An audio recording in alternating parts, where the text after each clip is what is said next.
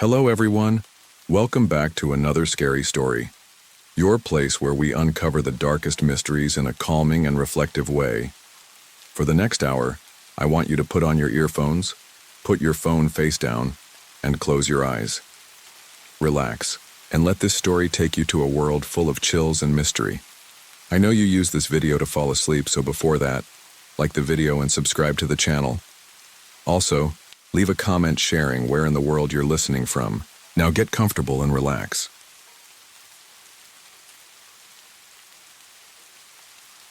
It was October 1997 when I first set foot in St. Ignatius Culinary Institute, but the truth is, the school had already taken hold of me long before I ever unpacked my bags. The name alone sent a chill down your spine. St. Ignatius, a culinary, school housed in the old Blackwood Asylum for the criminally insane. I'm Dante Moretti, 22, and I wasn't exactly a stranger to dark legends.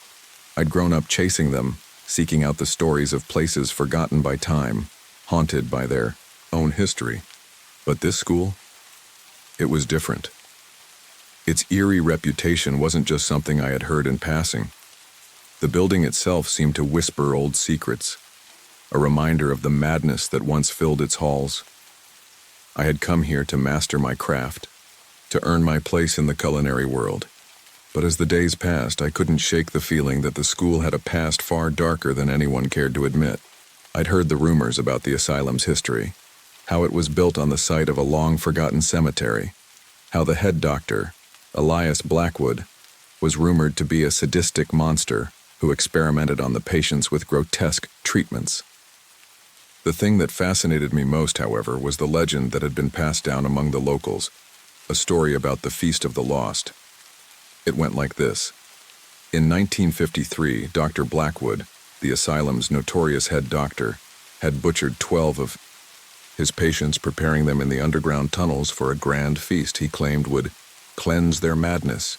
When the authorities arrived, Blackwood was found gnawing on a raw heart, murmuring the chilling words. They asked for seconds. The story didn't end there.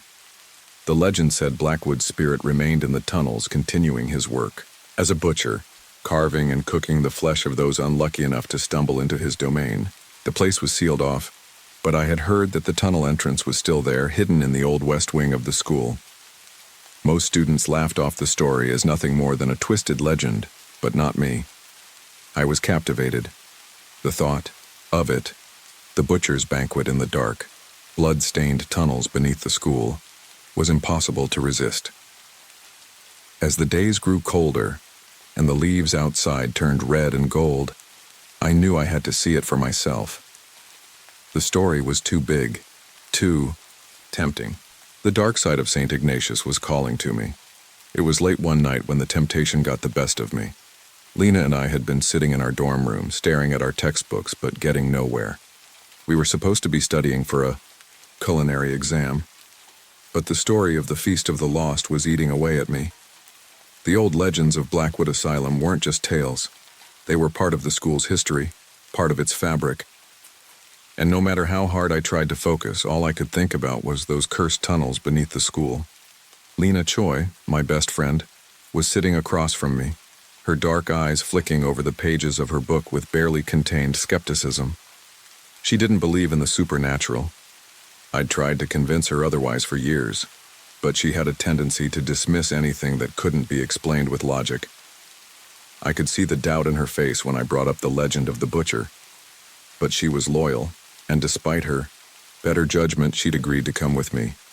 "Dante, this is stupid," she said, her voice low, almost a whisper, as though she feared the walls might hear. "We don't need to go digging into these old stories. We're here to cook, not summon ghosts or whatever." But I wasn't about to be scared off by superstitions. I had spent weeks researching the history of the tunnels. I knew where. The entrance was hidden, a rusty service elevator tucked away in the far corner of the west wing. The school had sealed it off years ago, but the story said it still worked, still led to the dark labyrinth below. "Come on, Lena," I said, a grin tugging at the corners of my mouth. "When are we ever going to get another chance like this? A real haunted asylum with an actual butcher roaming around? Don't you want to see if it's true?" She rolled her eyes but didn't argue further.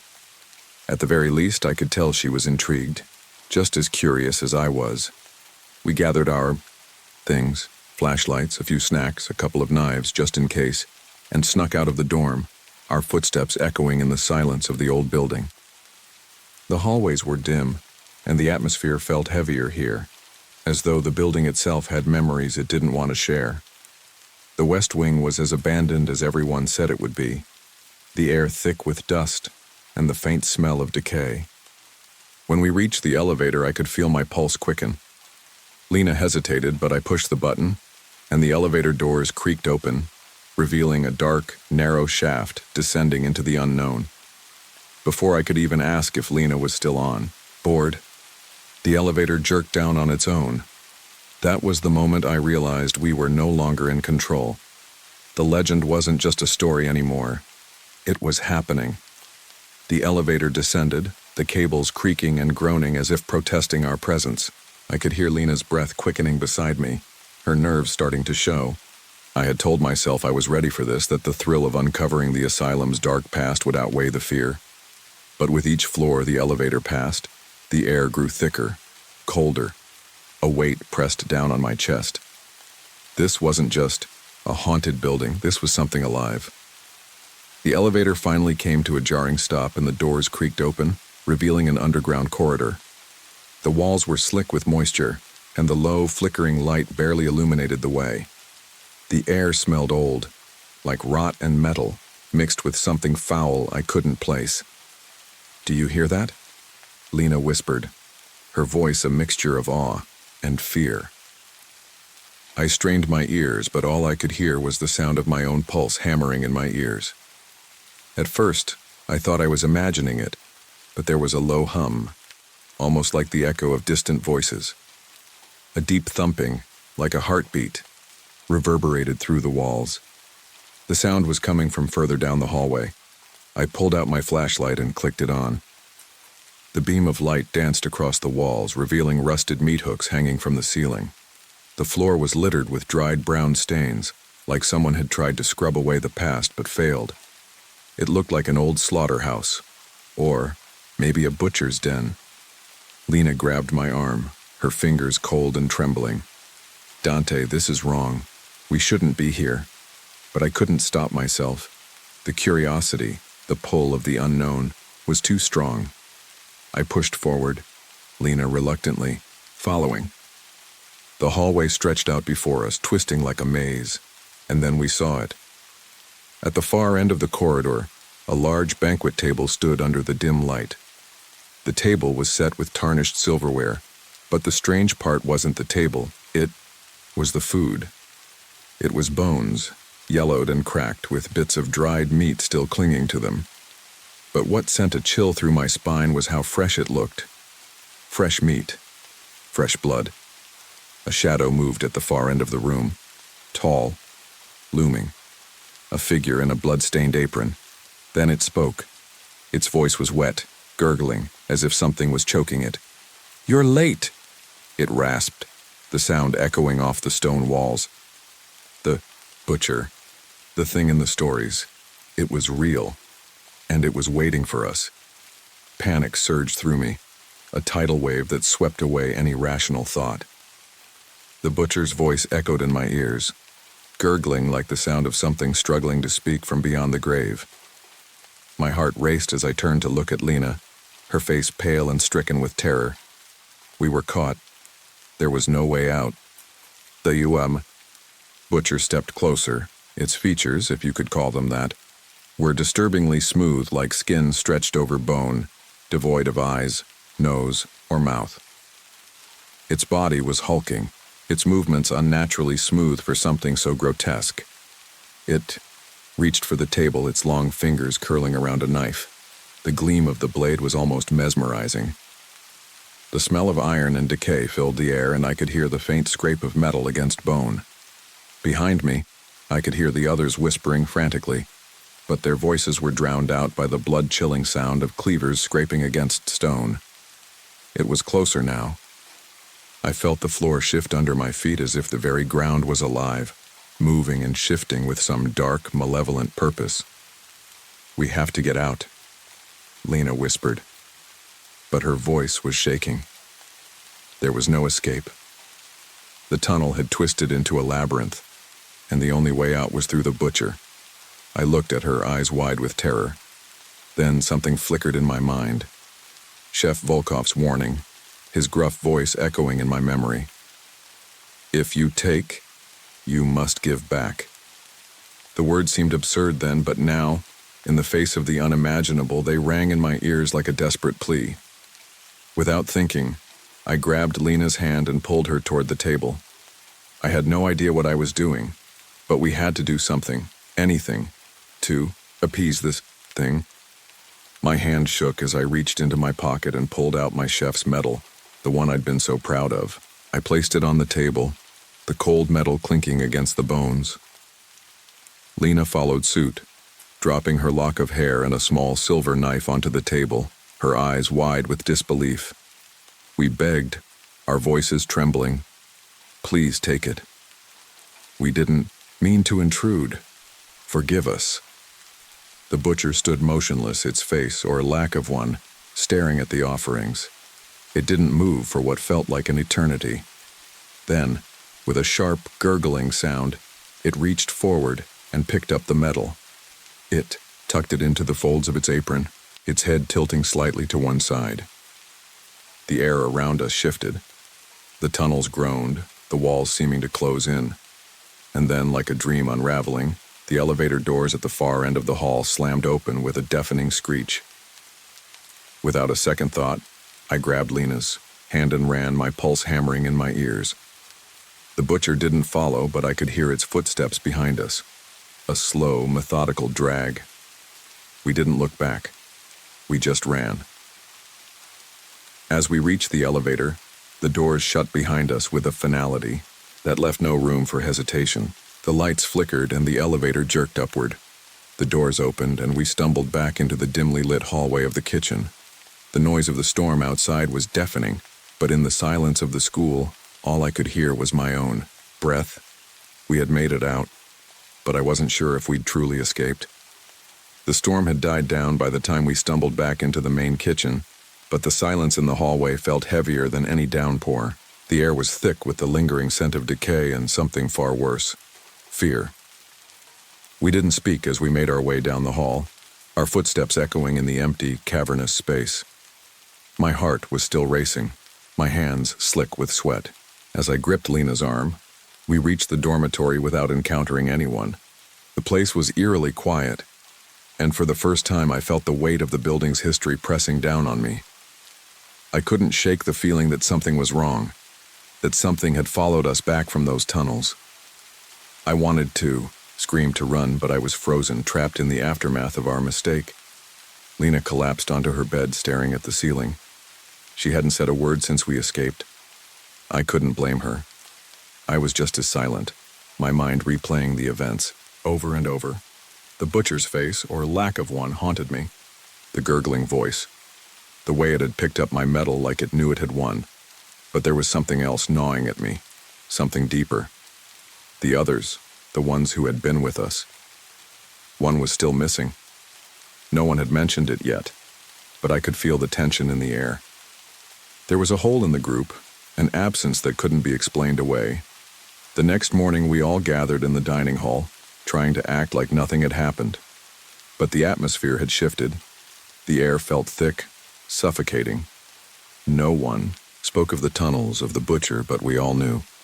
When the authorities came later that week, they claimed one of our classmates had dropped out.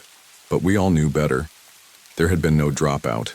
The truth was too horrifying to speak aloud. As days passed, I tried to convince myself that it was over, that whatever had been in those tunnels, whatever had followed us, was gone. But every night as I lay in bed, I could hear the sound of the elevator moving on its own. Slow, deliberate, the unmistakable scrape of a cleaver against metal. One night, Lena and I stood outside the kitchen, looking toward the west wing. The wind howled through the cracked windows, rattling the frames. I thought I saw something move in the shadows, tall, faceless, wearing a blood-stained apron. Lena gripped my arm, her voice barely a whisper. "Dante, Do you hear that?" I didn't answer. I couldn't, because in the silence that followed, I heard it too, the unmistakable sound of a knife sharpening. In St. Ignatius, the butcher was never far behind, and dinner was always served.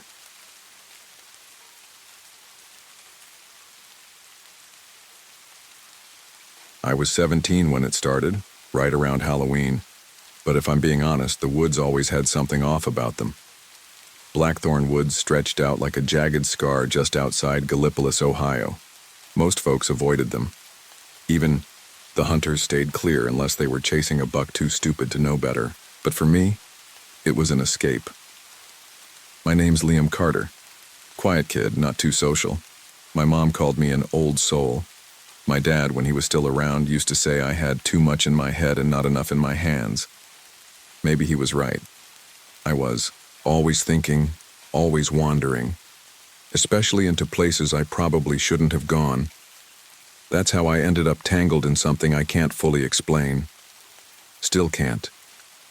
Growing up, I spent a lot of weekends hiking trails by myself, sometimes with my camera, other times just to be alone.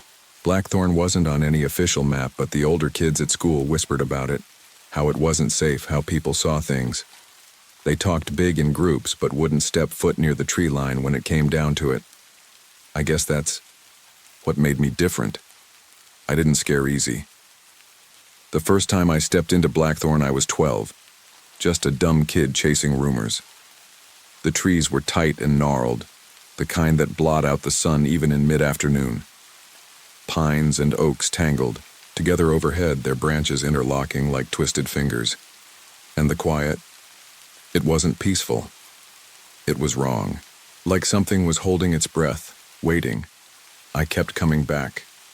There's something about solitude in the woods that numbs your thoughts. The smell of damp earth, the soft crunch of leaves underfoot. It drowns out the world. And for someone, like me, with a mom working double shifts and a dad who vanished when I was 9, that quiet was addicting. Over the years, I started noticing things. At first, just little stuff. Birds going silent when I passed. Breezes that moved only the branches directly above me. Shadows that lingered too long. One time, I swear I heard someone whisper my name. No one was there. I chalked it up to nerves. An overactive mind. I never believed in ghost stories or monsters. My grandpa used to talk about the spirits that lived in the land. Wendigo, he called them. Starving creatures cursed for turning on their own. I thought it was just folklore. He passed when I was 13, and with him went all that old tribal knowledge, all that grounding. On October 28, 2023, just before dusk, I went deeper than I ever had. No trail, no phone service, just the trees and me. The sun was sinking, bleeding orange and purple through the canopy, and everything felt wrong. Not dangerous exactly. Just watched. I told myself I was being paranoid, but deep down, I knew I'd crossed some line I wasn't supposed to. The leaves beneath my boots were soft, damp. Every step I took seemed louder than it should have been, like the whole forest was listening. I paused by a creek, crouched to take a drink, and that's when I heard it, rustling behind me. At first I figured it was a deer. I stayed still. It moved again, matching my rhythm. When I stopped, it stopped. When I turned, it turned. That's when my heart started thudding in my ears. I wasn't alone. Still, I pressed forward. I didn't want to believe it, not yet. I told myself it was just wildlife. But the deeper I walked, the colder it got. Not a breeze cold, not fall weather cold. I'm talking bone-deep, unnatural chill. The kind that crawls under your skin and sets up camp. My breath started fogging. I could hear my own heartbeat, and then the silence broke. A branch snapped behind me. Clean, deliberate. I turned. That's when I saw it. But I'll get to that. Before everything changed. Before the hunger and the voices. Before I was fighting. Something ancient and evil. I was just a kid walking into the woods, not knowing they were waiting for me, waiting to claim me. I didn't want to believe what I was seeing.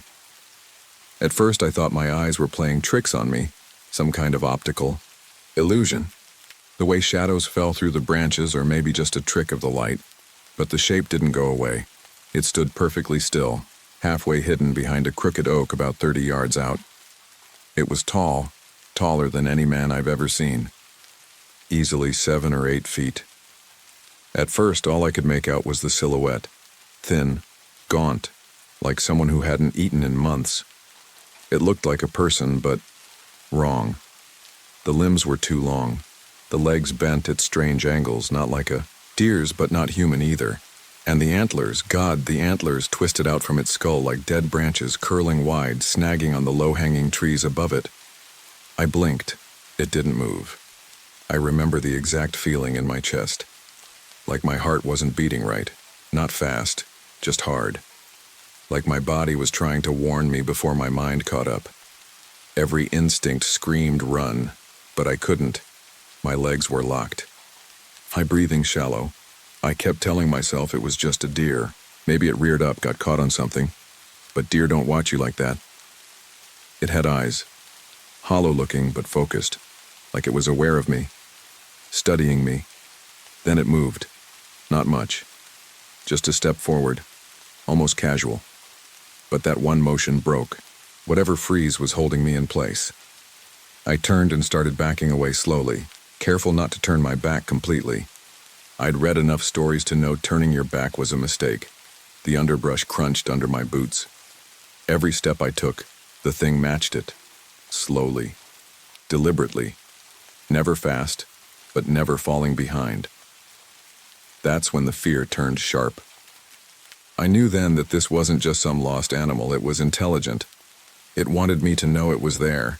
It was toying with me. I fumbled for my flashlight. The beam flickered as I clicked it on. Batteries were low. Figures. I swept it toward the tree line where it stood, and that's when I saw more detail. Its skin was like old bark, grayish, dry, stretched so tight over bone that it looked ready to tear. Its chest rose and fell in quick, shallow breaths, like a predator in heat. Its mouth, long and narrow, split wider than should have been possible. A deep black maw that made me feel like I was staring into something bottomless. And those eyes, not glowing or red, like in the movies. Just deep pits that somehow looked at you. I bolted. I didn't care about the noise anymore. My survival instinct finally kicked in and I ran. Branches tore at my arms, whipped my face, and I could hear it behind me, those deliberate steps speeding up. Not sprinting. It didn't need to. It was enjoying this. My lungs burned. I don't know how long I ran. 5 minutes, maybe more. But at some point I realized I wasn't heading back toward any trail. I was deeper now. The trees grew tighter, more unnatural. And the cold. God, the cold. It felt like mid-January. My fingers went numb, even though I'd been running hard enough to sweat. That's when I remembered the old stories. Not the ones from internet creepypastas, but the ones Grandpa used to tell when I was a kid. He said the spirits of the land didn't like intruders. They watched from the trees, punished the greedy and the lost. I used to roll my eyes at those stories. Now they felt like lifelines. Desperate, I yanked open my pack. I'd kept a little bundle of sage in there, mostly out of habit. Grandpa always said it was for cleansing, just in case. I pulled it out, broke it in half, and fished out a baggie of dried corn I'd packed a snack on. I threw it in front of me, hands shaking, and whispered the only words I could remember.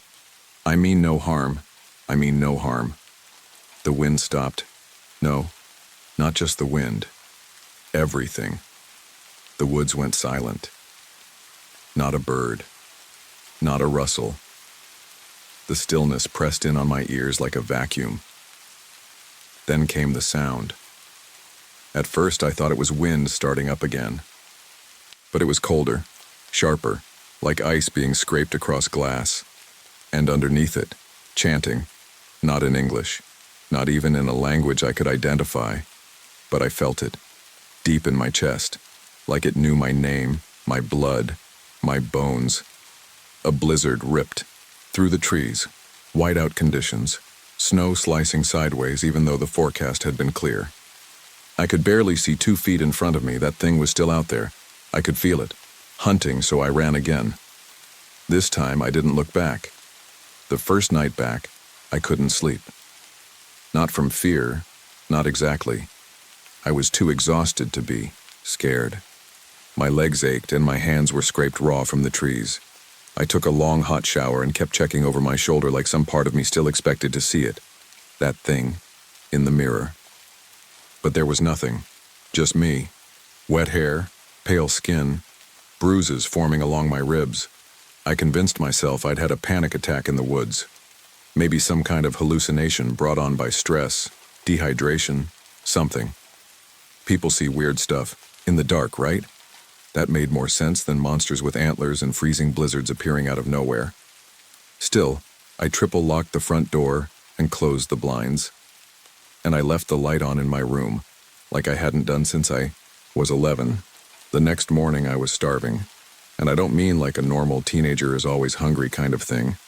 I'm talking stomach-pulling cramps, head-spinning, mouth-watering need.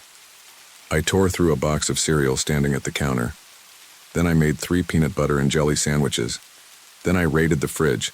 Cold pizza, leftover spaghetti, string cheese, frozen waffles, whatever I could get down fast, and it still wasn't enough.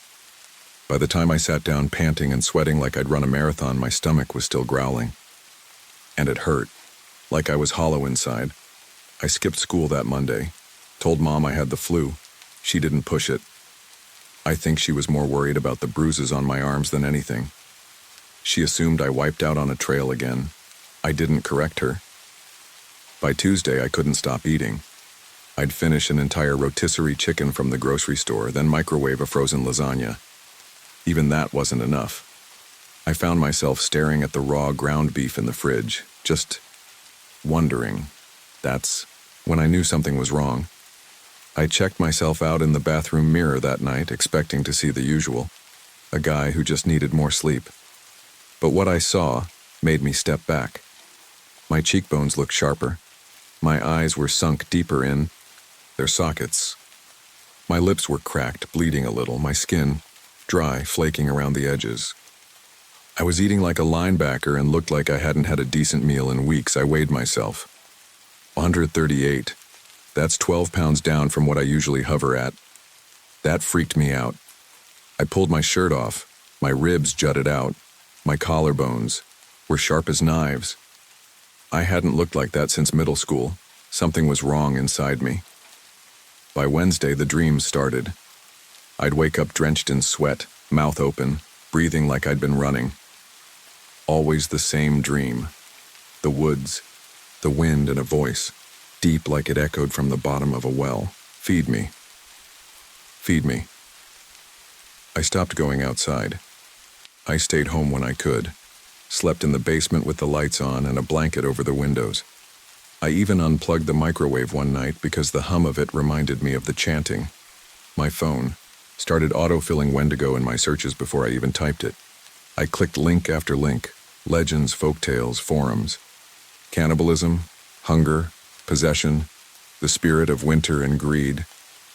Every article hit closer than I wanted to admit. One page even mentioned something about antlers. I slammed the laptop shut, and still the voice got louder. Not like a sound in the room, more like a thought that wasn't mine, nudging the inside of my skull. Feed me. I tried to ignore it. I drank water. I tried fasting. I even tried throwing up just to see if I could get rid of the hunger. It didn't work. The hunger just got sharper. By Friday night, my stomach felt like it was folding in on itself. I chewed a leather belt like it was jerky, just to have something in my mouth. Then came the worst part. I walked past the mirror and caught my reflection again. And this time, it blinked. Wrong. Not off-timed or delayed. Just wrong. The way, the head tilted, the slight grin I wasn't making. The eyes too black, too empty. I dropped the mirror. Glass shattered across the floor. Mom banged on the door and asked if I was okay. I told her I dropped a shaving razor. I cleaned the mess up with shaking hands. That night, I lay on my bed and stared at the ceiling for hours. I knew I couldn't tell anyone. Who would believe me? That something in the woods had touched me, had put something inside me. I started to realize something. I hadn't just seen the Wendigo. I'd brought part of it back with me, and it was hungry. By the end of that week, I knew I couldn't handle it on my own anymore. The hunger never went away. I was eating constantly. Raw oats, whole sticks of butter, frozen burritos still icy in the middle, and still losing weight. My eyes were sunken. My gums bled when I brushed my teeth, and my skin felt thin like paper. The voice was no longer just whispering. It would scream at night. Feed me. Meat. Blood. Over and over, like a broken record stuck in hell. I was starting to think about things I shouldn't. The neighbor's dog barking too loud. A kid at the gas station chewing with his mouth open. I'd imagine what they tasted like, not with intention. It just happened, like something inside me was testing the brakes. I didn't know where else to go, so I did the only thing I could think of. I called up my Aunt Teresa. She wasn't a blood aunt, just a friend of Mom's from back when they were teens. But she was religious, like Deep South tent revival fire and brimstone religious. The kind of woman who kept bottles of anointing oil in her purse and sent Facebook posts about the rapture. When I told her I felt like I was possessed, because by that point I was done sugarcoating it, she didn't even flinch. She just said, "You need to come to Chillicothe, honey. There's a service Saturday night. They'll know what to do." So I went. I didn't tell Mom where I was going. Just said I was spending the night with a friend. Packed a hoodie, my sage bundle from the woods, and the library printout of Ojibwe protection prayers I hadn't dared to try yet. I stuffed it all in my backpack and took the bus north. Teresa picked me up in a rusty blue SUV and barely looked at me when I climbed in. "You look sick," she said, blunt, "but I've seen worse." She drove us down a 2-lane road into the kind of countryside where the sky opens up wide and the fields roll forever. The church was just a white clapboard, building with peeling paint and one sad-looking cross stuck in the lawn. There were only 6 cars in the gravel lot. I felt sick, not from nerves, from something deeper. The minute I stepped inside, my skin started burning. I mean that literally. My back prickled like someone had dragged hot needles across it. The air smelled like sweat, oil, and mildew, and under it, something sharp, metallic, like copper. My jaw clenched so tight I thought I might crack a tooth. Inside, people were singing. Loud, off-key. A woman in a denim skirt was crying with both hands raised to the ceiling. A guy with a tambourine was shaking it like his life depended on it. Teresa introduced me to Pastor Ron, a tall, wiry man in his 60s with slicked-back gray hair and a stare that felt too steady. "We're going to pray over you," he said without asking. "Whatever you brought in here, it's not staying." I didn't argue. They had me kneel in the middle of the room while the others circled around. I felt like an animal being cornered. They started chanting. Not the same chant from the woods. This was louder, forceful, full of intent. "In the name of Jesus, Spirit, come out. You are not welcome here." And then he touched me. Pastor Ron pressed one hand on my head and shouted something that split the air. Everything inside me snapped. I don't remember what happened in detail. Not really. Just flashes. My vision went red. I felt my mouth open, but it wasn't me speaking. It was something deeper, something older. My arms knocked over chairs. Someone screamed. A glass light fixture burst. I remember people backing away, yelling. Someone started praying louder. Someone else was crying. When I came back to myself, I was outside, sweating, shivering, blood on my knuckles. The air stunk of ozone and oil. Aunt Teresa was standing 6 feet away from me with a Bible clutched to her chest, lips moving soundlessly. They didn't invite me back in. Pastor Ron came out after a while and just stared at me from the porch. "That's not something I've ever dealt with," he said quietly. "You're playing with old things, son. Older than anything we've been taught to fight." That stuck with me. He handed me a bottle of oil and a worn crucifix like they were going to make a difference. I took them anyway, thanked him, left. I caught a ride back to Gallipolis with a trucker who didn't ask questions. I didn't sleep that night. The voice wasn't whispering anymore. It was laughing. 3 days passed after the church incident, and I barely left my room. The house creaked at night like it was breathing, like the walls knew. I wasn't eating anymore, not even out of hunger. I was eating because if I didn't, it would take over. That voice had started speaking full sentences now, like a second, me forming in the back of my skull. You know what I am. You know what you are becoming, and I believed it. I'd stopped recognizing myself in the mirror. My eyes were yellowing around the edges. My teeth looked longer, shaper. It didn't make sense, but I saw it.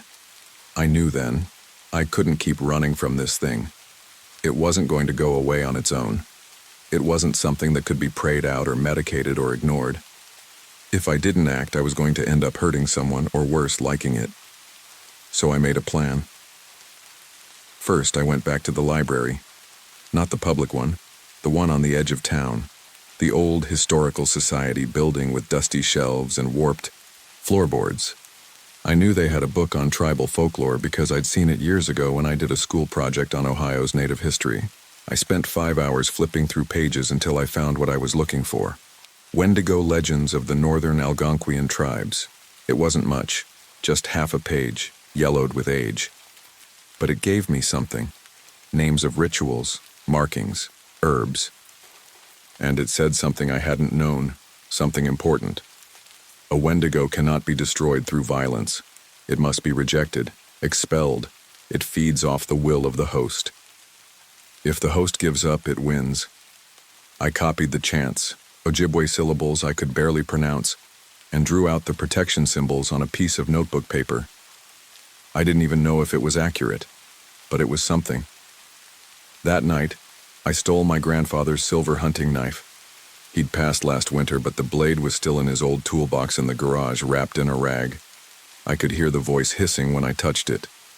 That's how I knew it was right. At midnight, I walked back into Blackthorn Woods. I didn't tell anyone. No goodbye note, no phone call. What would I say? I packed sage, salt, the knife, and a flask of rubbing alcohol. I walked in wearing a sweatshirt, jeans, and my boots, same as the first time. Only now, I wasn't just some kid going on a hike. The trees were waiting. I could feel it. The silence was too thick, like the whole forest was holding its breath. The air turned colder the deeper I went, and even though it was a clear night, I could see snow drifting sideways between the trees. At the same clearing where I first saw it, I stopped. I carved the symbols into the dirt using a stick, shaky-handed. I lit the sage, poured the alcohol on the ground, and stepped into the middle. Then I started chanting. The words felt foreign, but something in my bones remembered them. I said them louder, louder. The wind howled through the trees like a scream. And then, there it was. The thing emerged from between the trunks like it had never left. Taller than any man should be, limbs like broken branches, antlers crooked and covered in bits of fur and blood. Its eyes, my eyes, locked onto mine. You called me, it said, and its mouth didn't move. You wanted this. You took the hunger. I screamed, not in fear, anger. I drove the silver blade into the dirt and shouted the last lines of the chant like my throat would tear. It screamed back, a sound like every broken promise and starving winter in human history. The trees shook. My ears rang. And then, silence. When I woke up, I was back home, in bed. No blood, no sage, just me, weak, empty, but alive. I checked the mirror. My eyes were my own again. The hunger was gone. The voice was gone. For the first time in weeks, I was alone in my head. But sometimes when the wind howls through the trees and rattles the windows, I still feel something watching. Not inside me, outside, waiting. And I wonder, did I end it? Or did I just give it space to rest?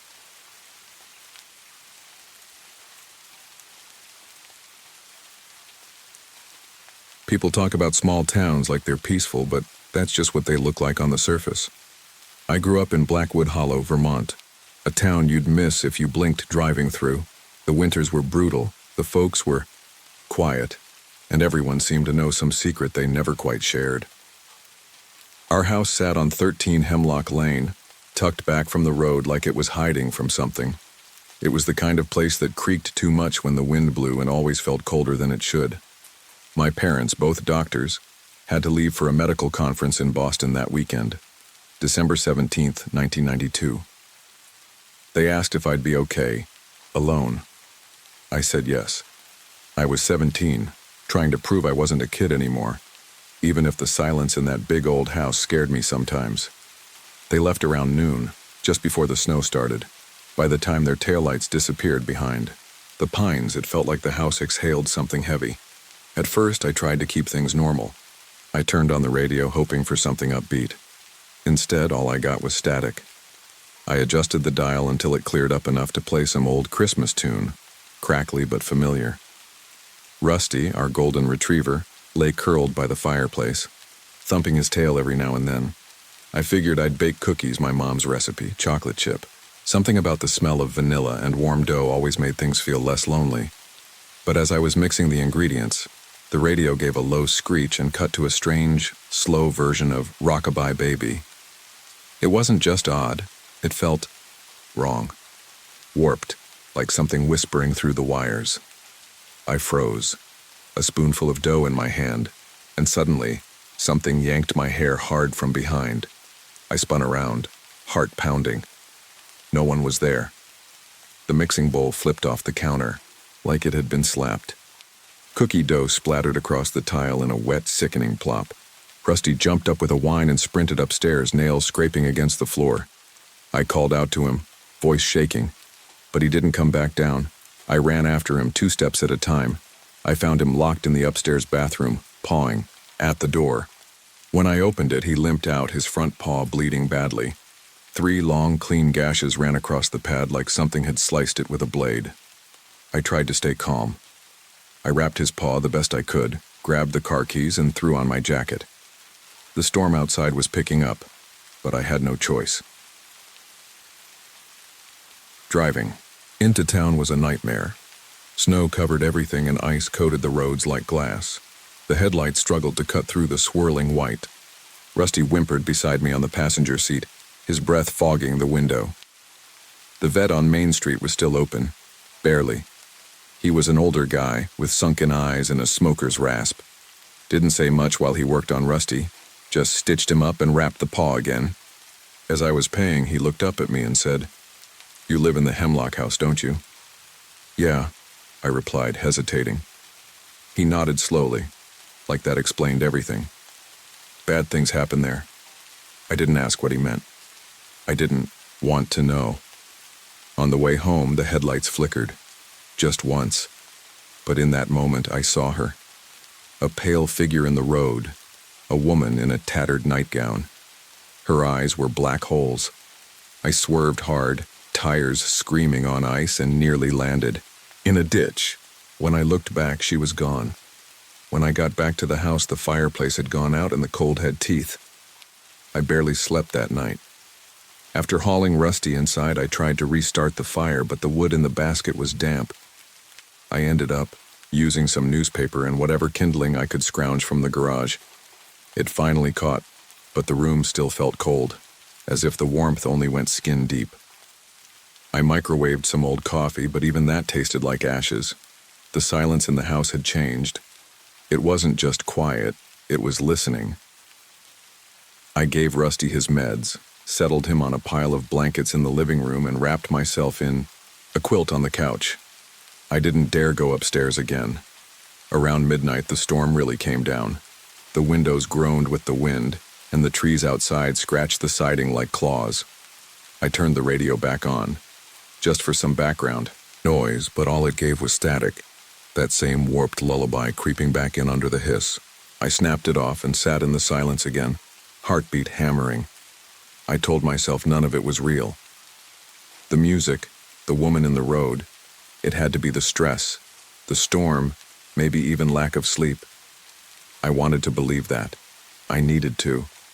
But then around 2 in the morning, Rusty sat up, ears forward, growling low. His eyes were fixed on the hallway that led toward the staircase. I followed his gaze. There was nothing there, but I swear to God I heard footsteps upstairs. Slow, deliberate. Boards creaking one after another, moving down the hall that led to my bedroom. Rusty whimpered and tried to stand, but his paw gave out. I knelt beside him, one hand in his fur, whispering that it was okay, that it was just the wind, just the house settling. But I didn't believe it, and I don't think Rusty did either. Then the footsteps stopped.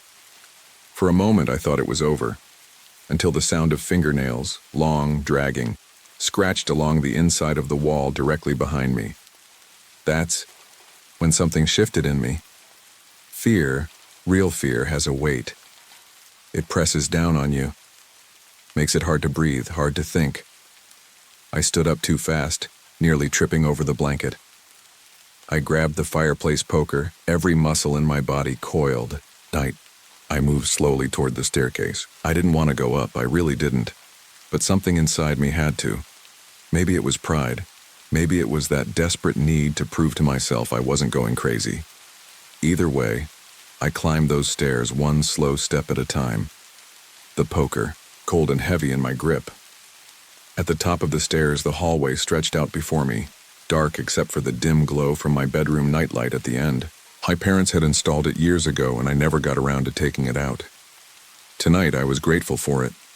The hallway felt off. The air was colder, stiller, like whatever heat remained in the house had been sucked out. I took a breath and walked toward the door. That's when I heard it, a whisper, soft, almost like it was coming from inside the wall. "Come back, Ethan." I froze. That wasn't my imagination. I know my own damn name. I turned and ran. I didn't stop until I was back downstairs, poker clanging against the floor. Rusty barked once, a sharp, scared sound, and tried to stand again. I scooped him up in my arms, ignoring the sting in my muscles, and locked us both in the laundry room at the back of the house. There were no vents in there, no crawl spaces, no places to hide. Just the water heater, a pile of towels, and the cold. We stayed there until dawn. I must have nodded off at some point. When I woke up, there was a fresh scratch on my arm. Thin and shallow, like from a nail, but the skin around it was ice cold. That morning I tried to tell myself it was just stress. Maybe I scratched myself in my sleep. Maybe the radio had some interference. Maybe I imagined the woman in the snow. But when I went back into the hallway upstairs, I saw something that shattered those explanations. On the wall, just beside my bedroom door, was a handprint. Faint, like it had been left in steam. Only thing was there hadn't been any heat in the house for hours, and the handprint was too small to be mine. The handprint was still there the next morning. I stared at it for a long time, thinking maybe it was some weird condensation from my breath or leftover from when I leaned against the wall. But I measured my hand against it just to be sure. It was smaller, much smaller, like a child's, and the fingers were too thin, almost unnatural. I didn't touch it. Instead, I grabbed my Polaroid from the drawer in my desk and took a photo, just to have proof. When it developed, the handprint was still there, but the photo had a strange glare, like the flash had bounced off something in the air. I couldn't explain it. I shoved it in the back of my notebook and didn't look at it again. The power was still out. The house was cold enough that I could see my breath indoors. I wore 3 layers and still couldn't shake the chill. I gave Rusty his meds again. He'd stopped whining as much, but he still wouldn't go near the hallway upstairs. He stuck close to me all day, tail down like he was bracing for something. I spent most of that day downstairs trying not to let my mind drift. I did homework until the pencil in my hand started to feel foreign, like I wasn't the one writing. I vacuumed the living room even though no one was visiting. I baked more cookies just for the warmth, but I couldn't stop looking over my shoulder, waiting for something to move that shouldn't. Around 4 in the afternoon, I started hearing, it again, whispers, not loud, not clear, but there. I turned off the gas stove and stood still, trying to pinpoint the sound. It wasn't the wind. It came in bursts, almost like it was thinking, like whatever it was had to try to make the words. It reminded me of someone mumbling in their sleep, words tangled and broken. I followed the sound to the basement door. Now I hate basements, always have, even in daylight. But this house's basement was the worst kind. The stairs were steep and uneven, the ceiling low. There was an old oil tank in the back corner, and cobwebs so thick you could mistake them for fabric. I hadn't been down there in over a year. The whispers were coming from behind the door. I grabbed the flashlight from the drawer by the fridge. It worked, barely, flickered when I turned it on. My hand was trembling, but I opened the basement door and aimed the beam into the dark. Dust floated through the air like mist. The smell hit me right away. Damp, rot, and something else. Something sour, like old meat gone bad. I took a few steps down. Each creak of the wood under my feet sounded too loud, like the house was trying to betray me. Halfway down, the whispering stopped. Dead silence. I froze, 1 foot on the next step, listening. I could hear the wind outside, could hear Rusty shifting, his weight upstairs, and then something breathed behind me. I turned so fast I nearly lost my balance, but nothing was there. I sprinted back up the stairs and slammed the door shut, wedging a chair under the knob. I backed away, heart racing, and tried to catch my breath. Then I saw the handprint on the kitchen window. Same size as before. Same shape. Only this time it was on the outside. But the snow on the back porch was undisturbed. No footprints. Just untouched snow. And that single handprint pressed into the glass. That night I didn't even try to sleep upstairs. I dragged the couch across the living room and propped it against the front door. I pulled a chair in front of the fireplace and sat there with Rusty curled in my lap, my back to the wall. I kept the flashlight beside me and the fireplace poker in my hand. The house made sounds, normal ones mostly. Wood settling, the furnace, groaning even though it wasn't running, pipes creaking in the walls. But now every sound felt like it had a purpose, like someone, or something, was walking just behind them. At some point I must have nodded off again because I dreamed of that woman, the one from the road. In the dream, she was sitting on the end of my bed humming that broken lullaby. Her mouth moved, but her voice was wrong, too low, too garbled, like she had water in her lungs. When I woke up, I was gasping, throat dry, heart pounding. Rusty wasn't in my lap anymore. He was standing at the base of the stairs again, growling. At the top, I followed his gaze. There were wet footprints coming down the stairs, bare, small, and trailing puddles of dark water behind them. But upstairs was empty. At least I thought it was. By the 4th night, the house had stopped pretending to be quiet. The first thing I noticed when I woke up on the living room floor, beside the fireplace, blanket wrapped tight around Rusty and me, was the smell. It was stronger now, not just the faint, sour scent from before. This was heavy, putrid, like something had died inside the walls and was slowly rotting. I searched every corner of the kitchen and hallway, even the mudroom near the back door, half expecting to find a mousetrap gone wrong or a busted sewage line. But there was nothing. Nothing except that smell. And the sound. The whispers again. Only. Now they had rhythm. It was faint but steady, like a chant. Not in English. I don't know what language it was, if it even was one. It sounded like syllables were being chewed and spit out, repeated in loops with tiny breaks of silence. Almost like breathing, like a breath trying to become a word. The source was unmistakable this time.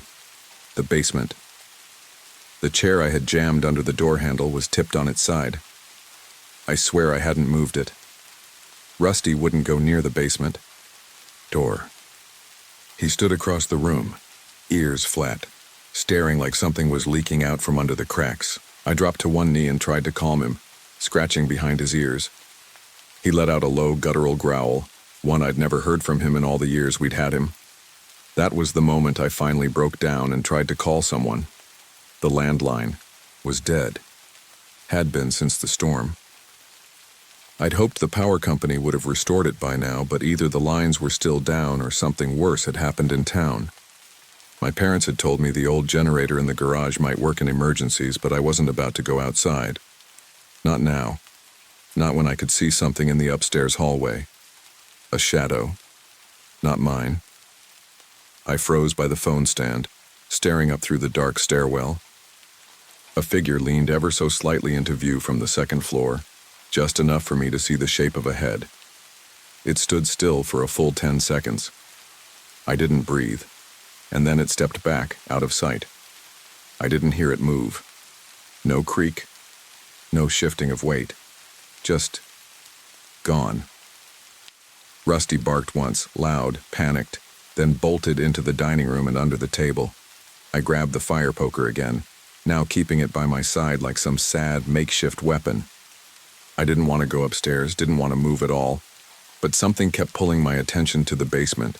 The door was open, not wide, just a few inches, enough to see that the light at the top of the stairs was on. Only I hadn't turned it on. I walked to it slowly, poker clenched, heart hammering. My legs felt heavy, like I was wading through syrup. I don't remember making a decision to go down there, I just started moving. Maybe I was hoping I'd find something explainable. A broken pipe, a raccoon, something normal.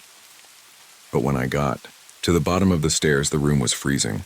My breath came out in clouds and the light bulb above flickered weakly. The oil tank hummed. The concrete floor was wet, but not from flooding, just patches of water in strange, wide arcs, like something had been dragged across it. Then I heard crying, soft, desperate, a child's cry. I turned, flashlight beam swinging, across the far wall. There was a small door tucked behind the furnace, maybe 3 feet tall. I had never noticed it before. We'd lived here for 8 years. I didn't know we had a crawl space. The crying grew louder. I moved closer, hand shaking so hard the flashlight beam wobbled like a strobe light. My mouth went dry. The crying turned into a whisper again. Only, now it was a voice I recognized, mine.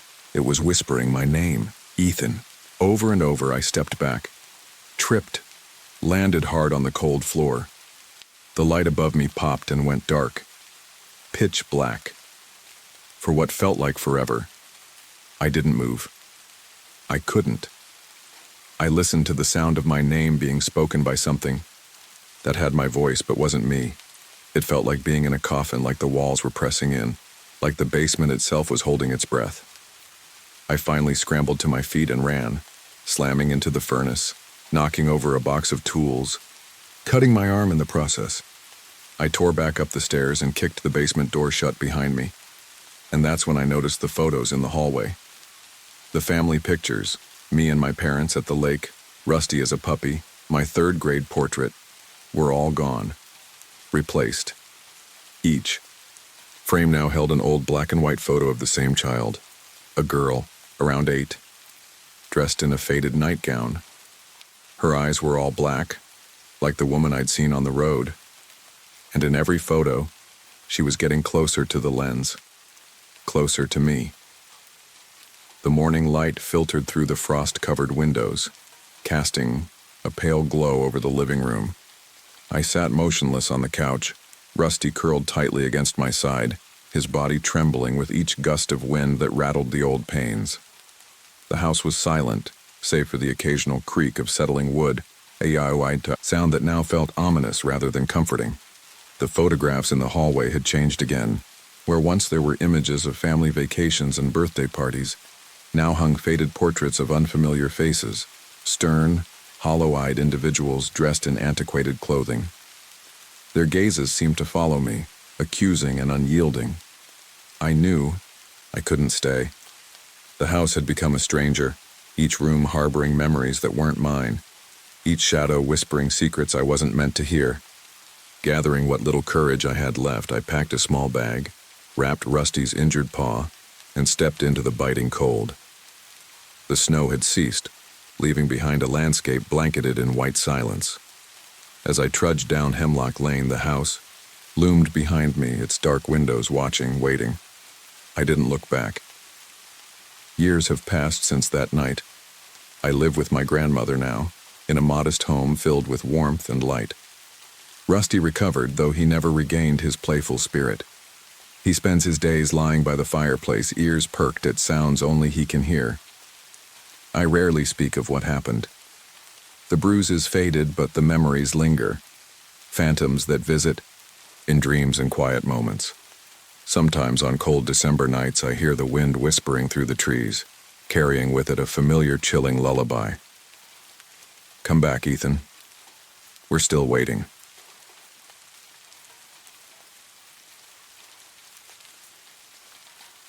I still remember the way the sun filtered through the trees that first day at Riverbend Hollow. The golden light danced on the forest floor, and the air was thick with the scent of pine and the distant hum of cicadas. It was supposed to be our last hurrah before college, one final escape from the world we knew. Riley and I had been planning this trip for months. We wanted something off the beaten path, away from the crowded beaches and noisy campgrounds. When we stumbled upon a mention of Riverbend Hollow in an old camping forum, it seemed perfect. Secluded, untouched, and with just enough mystery to make it exciting. The drive from Kingston was uneventful, the kind where the road stretches endlessly ahead, flanked by dense forests and the occasional glimpse of a deer darting into the underbrush. We arrived late afternoon, the sun casting long shadows as we set up our tent near the riverbank. The water flowed lazily, reflecting the fiery hues of the setting sun. That first evening was idyllic. We roasted marshmallows over the campfire, shared stories, and laughed until our sides hurt. The world felt distant, and for a moment, it was just us and the wilderness. But as night fell, the atmosphere shifted. The forest, which had seemed so inviting during the day, now loomed ominously around us. The chirping of crickets was replaced by an eerie silence, broken only by the occasional rustle in the underbrush. We brushed it off, attributing it to the unfamiliar sounds of nature. But deep down, a sense of unease began to take root. The next day, we explored the surrounding trails, discovering remnants of old campsites and faded signs warning of unstable terrain. There was a sense of abandonment, as if the place had been forgotten by time. Yet there was also a feeling of being watched, an unseen presence that seemed to follow our every move. That night, as we sat by the fire, Riley suddenly froze. Her eyes were fixed on the darkness beyond the firelight. "Did you see that?" she whispered. "See what?" I asked, my heart beginning to race. There was someone standing there, just beyond the trees. I turned to look, but saw nothing. The forest was still, the shadows dancing with the flickering flames. "You're probably just tired," I said, trying to reassure her.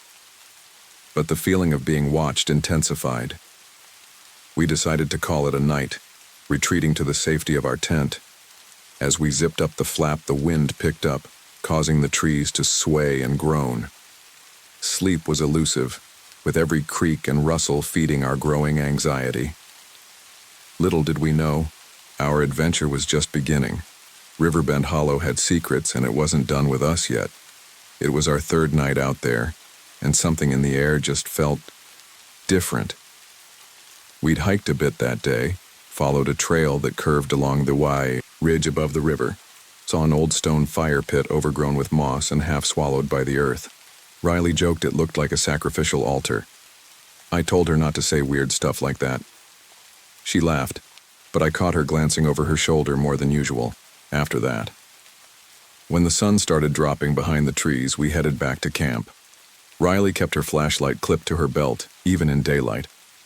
Typical her. Me? I was the one who always thought ghosts were for movies and bored YouTubers. But something about that place, like the trees had eyes, it started to wear me down. That night, we cracked open 2 lukewarm beers we'd kept in the cooler, set up near the fire again, and tried to talk like everything was normal. The flames snapped and popped, shadows dancing around us. We passed a Bluetooth speaker back and forth, each playing songs from our end-of-summer playlist. I remember laughing at something stupid Riley said about a raccoon stealing our marshmallows, and then she just stopped mid-laugh. I followed her gaze. Man, or something shaped like a man, stood right at the edge of the woods, half shrouded in shadow. His arms were long, too long. He didn't move, he just stood there, watching us. I couldn't see his face, just a glint of reflection where his eyes should have been. I thought maybe it was an illusion, someone messing with us. But we were miles from anywhere. Neither of us said anything at first. My heart was thudding in my chest like it wanted out. Then he moved, just a flick of the wrist. He tossed something into the fire, something black, shriveled like burnt wood or twisted roots. Then he was gone. No footsteps, no rustling leaves. He was just gone, like a light switch flipped off. The fire exploded up, shooting into the air like someone had doused it in gasoline. Riley screamed and fell backward onto her elbows. I scrambled up, ready to run, but within seconds the flames dropped to glowing embers, barely a flicker. Dead quiet, no crickets, no wind, just that suffocating silence, like the woods were holding their breath. I grabbed the flashlight and scanned the trees. Nothing, not a sound. Riley sat up slowly, arms wrapped around herself. Did you see what he threw?" she asked. I nodded. Looked like a root. She was shaking. It smelled like blood. I didn't say anything. She was right. That sharp metallic sting in the air. It hadn't been smoke. We doused the fire, packed everything we could in under 10 minutes. The only reason we didn't leave that night was because the trail back to the car was too dangerous in the dark. Steep ridges, hidden creeks. One wrong step and you'd break an ankle or worse. So we sat in the tent with the flashlight on, not talking, just listening to the woods press in around us. At one point, I thought I saw a faint orange glow flicker through the trees, like another fire, just far enough away that we couldn't be sure, just enough to keep us awake all night. Morning couldn't come fast enough. We told ourselves it was just some backwoods weirdo trying to scare us off. But I think we both knew better. Because whatever he was, he didn't make a sound when he moved. He didn't feel human. The first drum beat woke me around 2 a.m. At first, I thought it was a dream, some leftover adrenaline from the night before, but it kept going, slow, dull, like someone hitting a stretched animal skin with the flat of their hand. Deep enough to rattle in your ribs, but distant, muffled, like it was coming from somewhere inside the trees. Riley stirred beside me. I felt her shift under the sleeping bag, holding her breath. "You hear that?" she whispered. I nodded, too afraid to speak. My mind kept trying to make sense of it. A generator? A speaker? Maybe someone camping nearby? But no one else was supposed to be out here. We'd hiked far off the public trail, on land barely maintained anymore. It was just supposed to be us and the woods. The drumming got faster. Still slow, but more deliberate, like a warning.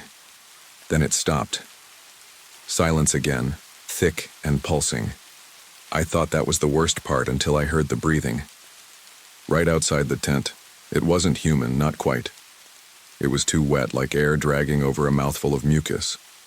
A slow inhale. A rattling exhale. Inhale.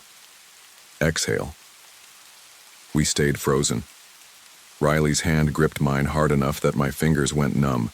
I wanted to unzip the tent flap and shine the flashlight out there, yell or run or do something. But I couldn't move. I wasn't brave. I was a girl in a nylon shelter with nothing but a hiking knife and a mag light. Then the zipper moved. I swear, on my life it started to unzip itself, just a little, just enough to slip something inside. A sound came from the other side, like fingernails on denim. Scratching, something low to the ground, shifting back and forth. There was weight pressing against the fabric. Not heavy, but purposeful. I thought Riley was going to scream. I could feel her body shaking. Then it let go. The pressure lifted. The zipper stilled. A few seconds later, we heard it shuffle away. Not walking, more like dragging. Something long and dry skimming across the forest floor. Leaves crackled, twigs snapped. It circled the tent once, twice. Then silence. We didn't sleep. When dawn finally broke through the fabric walls of our tent, I unzipped the flap slowly, hands trembling, expecting to see torn canvas or animal tracks or, worse, nothing. But when we stepped outside, there were marks in the dirt. Long grooves where something with claws or bones had dragged itself around us. No paw prints, no human boots, just deep impressions in smudged earth. And that wasn't even the worst of it. At the edge of the clearing, near where we'd left the extinguished fire pit, were feathers. Dozens of them, black and oily looking, arranged in a spiral. In the center, a dead rabbit, its stomach cut open, its insides missing. No blood. Riley gagged and turned away. I stood there, staring. This wasn't an animal, I said, barely. Recognizing my own voice, she nodded, pale and silent. We packed our stuff in record time. No coffee, no breakfast. We didn't speak until we were halfway back to the car, feet aching, packs digging into our shoulders. The drumming never came back, but the silence in those woods followed us all the way out. Not peaceful silence, hollow, expectant. I didn't know it yet, but whatever that thing was, it hadn't finished with us. And when we reached the riverbank on the hike out, what we found made that clear. We didn't talk the rest of the way down the trail, not really. Just short bursts. Left here, or watch the roots. We were too on edge, too exhausted from the night to carry on a conversation. Something in those woods had watched us, pressed its face against the thin wall of our tent, breathed our air. We weren't supposed to know that kind of fear, but I did. We both did now. We reached the river around 7:45 a.m. It should have been a comfort. The sun was up, the water glittered like melted glass, and the wind carried the scent of wet leaves and mud. Normal things, safe things, but I felt none of it. That river used to be the spot. We'd found it on our first day. Wide, slow-moving, deep enough to wade in, but shallow enough to see your feet. Riley had even joked it was like nature's lazy river. We'd skipped rocks, filled our bottles, laughed about how we were roughing it in style.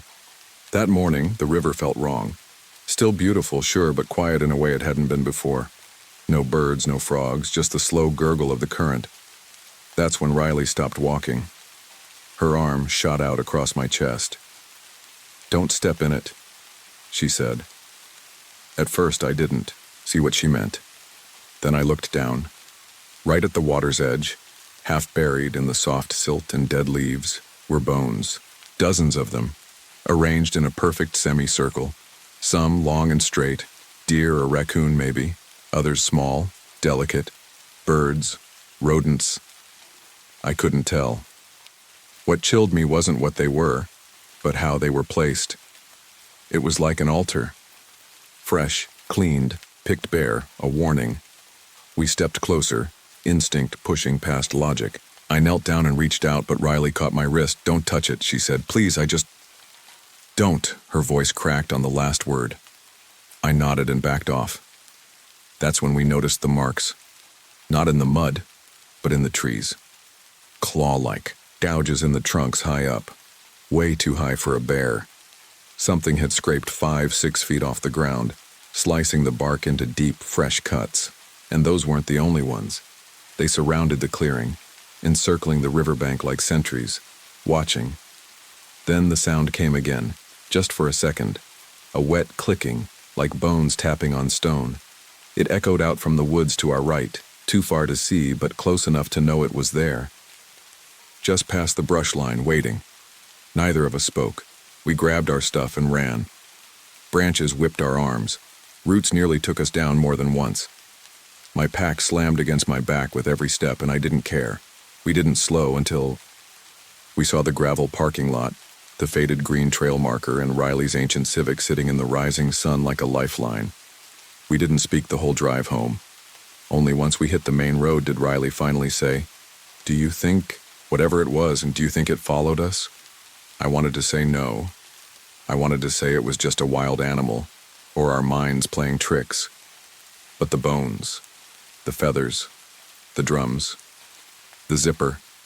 No, I said, but my voice broke. I think she knew. I didn't believe it either. When I got home, I showered for an hour. I couldn't stop shaking. I slept with the lights on. And still, that night, I swore I heard something. Just outside my bedroom window. Knuckles, slow and rhythmic. Tapping. On the glass 3 times, then silence. The days after Riverbend Hollow felt like a waking nightmare. The kind where you don't know if you're still asleep or if you've somehow stepped into another world entirely. It was like I couldn't shake off the woods. They clung to me, like the scent of smoke from a fire that you can never wash out of your clothes. I didn't talk to Riley for the first 2 days after we got back. I think we were both trying to process it in our own way. She stayed in her room, locked away with her journals and sketchbooks. I buried myself in schoolwork and work shifts at the cafe, anything to drown out the sound of that slow, rhythmic tapping. Anything to forget that the world had shifted and I hadn't noticed until it was too late. But it kept coming back. On the 3rd day, I decided to go through the journal I'd started when we first got to Riverbend. I had meant to document the trip for fun, for memories, but as I flicked through the pages, I noticed something. Something I hadn't seen before. I'd written down the word shadow over and over again. Small notes about strange feelings. Things. That didn't add up. But it was the last entry that caught my eye. It was scribbled in thick, frantic handwriting that didn't look like mine. It wasn't just a note, it was a warning. Don't look into the fire. It remembers. It always does. I don't know why I'd written that, but when I saw it, the hairs on the back of my neck stood up. Something shifted inside me, something deep in the pit of my stomach. I threw the journal across the room, but even as it hit the wall, I knew I couldn't avoid it anymore. Riley came over that night. Her eyes, red-rimmed like she hadn't slept in days. She'd been the same since we left Riverbend, hyper-alert, constantly looking over her shoulder. I knew she was just as terrified as I was, but neither of us was brave enough to bring it up until she finally sat down across from me, her hands wringing a napkin to shreds. "Maddie," she said, her voice barely a whisper. "What if we made it worse? What if it followed us?" The words hit me harder than I expected. I swallowed hard, my throat dry. I had been thinking the same thing for days, but saying it out loud made it real, too real. "I don't know," I replied, my voice breaking. "But I think we need to find out."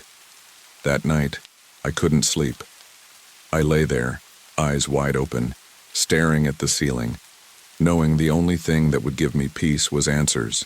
I had to know what was out there in Riverbend Hollow, and I had to make sure it didn't follow me, that it didn't haunt me forever. The next morning, I drove to the library in Kingston, the one that had the old local archives. I had to learn more about that land, about the legends and the spirits. There had to be something that would make sense of the bones, the markings, the drums in the night. After hours of sifting through dusty papers and faded maps, I found it. An old newspaper clipping from 1992. The headline read, "Local camper vanishes without a trace at Riverbend Hollow." Underneath, there was a grainy photograph of a man, young, sunken eyes, his face etched with fear. And there, in the article, was the line that made my heart drop into my stomach. The camper's last words were, "I saw it by the fire. It wanted my flesh." I felt like I'd been hit with a cold wave of reality. The thing we saw, whatever it was, whatever it had followed us, had been here before. It had been waiting for someone else to notice it, to awaken it. I ran out of the library, barely remembering to grab my coat, my head spinning with the knowledge I'd just unearthed. I had to find Riley. I had to warn her before it was too late. When I got home, she was sitting on my front porch, looking pale and lost like she hadn't moved in hours. I sat down beside her. "We have to go back," I said, my voice hollow. "We have to end this." Riley looked at me, her face a mixture of disbelief and dread. "No, Maddie, I don't—" "You saw it too, Riley," I interrupted. "You felt it. It's not just a thing, it's something older. We have to make sure it doesn't follow us. We can't let it win." She hesitated, then nodded. "Okay, but we're doing this my way." We packed what we needed, the essentials, flashlights, and a bundle of sage. I made sure to grab the map from the library marking the spot where we'd seen the bones. It felt wrong heading back. It felt like we were walking into a trap.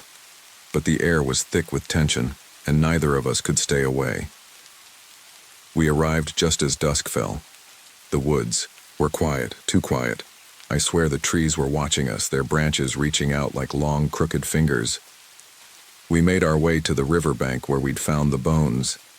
The air was heavy with the smell of rot, like something was decaying in the dark.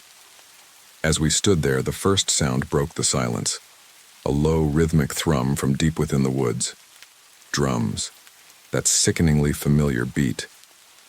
I knew it was here. The firelight flickered in front of us, its dancing flames casting strange, shifting shadows across the trees. The thing I had feared was still there, lurking in the dark, waiting. I threw the sage into the fire, watching as the smoke billowed up into the night.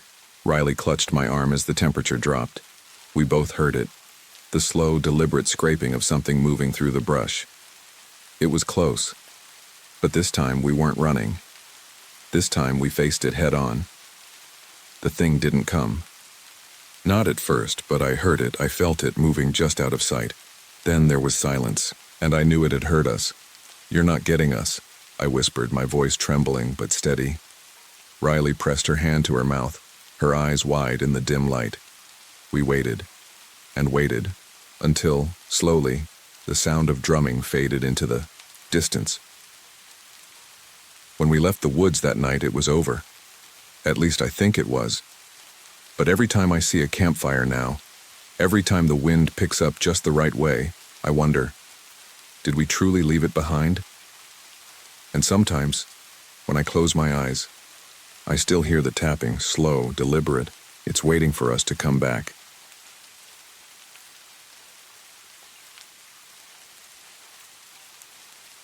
You ever been so tired that your bones hurt? That kind of exhaustion where you can't tell if your eyes are open or closed, if you're dreaming or awake? That was me on Halloween night, 1999. Red Mire, Pennsylvania. I just finished a 16-hour shift at the freight yard, stacking pallets, dragging crates across cracked concrete floors slick with oil and rust. The air smelled like burnt metal and cold sweat, a mix you never really wash off. The ride home took maybe 15 minutes. Don't remember a single second of it. I must have driven half asleep, headlights bouncing off rusted-out cars and boarded-up windows. Red Mire wasn't the kind of town you stayed in unless you had nowhere else to go. I didn't. Just my one-bedroom apartment in the Holloway unit. 4B, fourth floor, far corner, where the wallpaper peeled like old scabs and the ceiling creaked like it was breathing. I stumbled through the door, didn't even bother locking it, just tossed my keys in the sink and collapsed face first onto the bed, boots still on. I'd meant to take them off, maybe even grab a bite, but my limbs weighed too much. My body felt like it had melted into the mattress. My eyes shut before my thoughts did. That's when it started. I don't know how long I'd been out, maybe minutes, maybe hours, but I woke up suddenly. Except I wasn't awake. Not really. My eyes were open, I could see the ceiling above me, that same water-stained spot like a rotting cloud. But I couldn't move. Not a finger, not a toe. My lungs felt like they'd filled with cement. Then came the smell. Damp dirt. Copper. Like the inside of a busted nose after a fight. My eyes drifted toward the far corner of the room, the one near the closet. That's when I saw it. A figure, tall and impossibly thin, hunched like it had grown in a space too small for it. The shadows clung to it, but I could make out just enough. Arms too long, bending in ways arms shouldn't. Fingers like broken. Scissors. And its face, if you could call it that, was just a dark hole, like the face had been erased completely. No eyes. No mouth. Nothing but black. I tried to scream, but my throat locked up. No sound came out. Just that rising panic like drowning in dry air. It moved closer. 1 step. 2. It didn't walk. It glided, like it wasn't tied to the floor or the rules of gravity. I felt its weight before it even touched me. The bed sagged. The air got colder. My heart pounded so loud I thought my ribs would crack. And then, I swear to God, it leaned over inches from my face. I couldn't see eyes, but I felt them looking through me. And then, just as suddenly, it was gone. I jolted upright, choking on air. The room was quiet. The closet was closed. No shadow, no figure. Just the hum of the refrigerator and the broken radiator clicking like it always did. I told myself it was a dream. Just sleep paralysis, that's all. But the sheets were damp. And on my neck I felt it, ice cold, right where its hand had hovered. 5 fingertip-sized bruises forming, like a warning. I didn't sleep the rest of that night. Didn't sleep the next night either. Because in that moment I knew the truth. Something had found me, and it wasn't done. The next few days blurred. My body was at work, but my mind never left that apartment. At the warehouse I moved like a ghost, lifting, sorting, sweating. But all I could think about was that thing in the dark. I told myself it was just sleep paralysis. Hell, that's what the internet called it, right? When your brain wakes up but your body doesn't. It made sense on paper. But the bruises on my neck didn't come from paper. I stopped sleeping. Not entirely, but enough that it hurt. I'd lie on the couch with the TV on, volume low, reruns of MASH or Cheers humming in the background. Just enough noise to keep me grounded. I kept the lights on too, every bulb in the place, even dragged a lamp into the bathroom. But even with the lights on, I started seeing things. Shadows that moved when I didn't. Reflections that lingered too long in the TV screen. I'd hear taps on the window, slow and deliberate, like knuckles rapping in Morse code. Tap, tap, tap, tap. No one else heard them. But they were there. Rosa Delgado, my neighbor across the hall, must have noticed something was wrong. She caught me one morning, just as I was unlocking my door. My hands were shaking so bad I couldn't even get the key in. "Mateo," she said gently, "you look like you haven't slept in a year." I forced a laugh. "Rough shift." She squinted at me, eyes sharp despite the wrinkles and cataracts. "Is it visiting you?" I blinked. "What?" "El muerto." She made the sign of the cross. "The dead man, the watcher. I've seen the signs before." My mouth went dry. "You believe in that stuff?" "I don't have to believe, I've lived it," she said. "He comes for those closest to the edge, the lonely, the broken, the tired. He feeds on fear, and he always starts the same way." I didn't say anything, just nodded and went inside. But her words stayed with me. That night I tried to sleep again, real sleep. I needed rest or I'd lose my job, maybe my mind. I turned everything off. The lights, the TV, even the hum of the fridge. I lay in silence for the first time in days, and that's when I heard it, not outside. Not in the hallway, inside the apartment. A slow dragging sound across the linoleum kitchen floor. I bolted upright. The room was pitch black. I scrambled for the lamp next to my bed, but when I clicked it, nothing. Dead. I tried the overhead light. Still nothing. The power was out. I froze. Footsteps. Soft. Deliberate. Closer. Then something brushed the foot of my bed. I whispered to myself, "Not real. It's not real." A voice, low and gravelly like someone gargling broken glass, answered back from the darkness. "You're awake now. Good." I didn't wait. I lunged off the bed, stumbled into the corner, feeling for anything, my bat, a flashlight, even a damn shoe. The room felt ice cold. I could see my breath in the air. I flicked my lighter, and for a half second the flame caught a glimpse of something. Long arms. A face like ash. No eyes. Just teeth. And then it was gone. Vanished. Like smoke. I sat, there till morning, clutching the lighter, every muscle clenched. Rosa was right. Something had claimed me, and it was getting stronger. I stopped going to work after that night. Called in sick first. Then I just stopped answering the phone. Let the answering machine fill up with voicemails from my manager, from human resources, from my buddy Jamie asking if I was okay. I wasn't, and I couldn't pretend anymore. Rosa started bringing me food. Soup, tamales, even café con leche in a chipped mug she said I could keep. She didn't press me, not really. But one night she knocked softly and stood in my doorway, arms crossed like she'd done this before. "It's stronger now, isn't it?" she asked. I nodded. "I don't sleep anymore.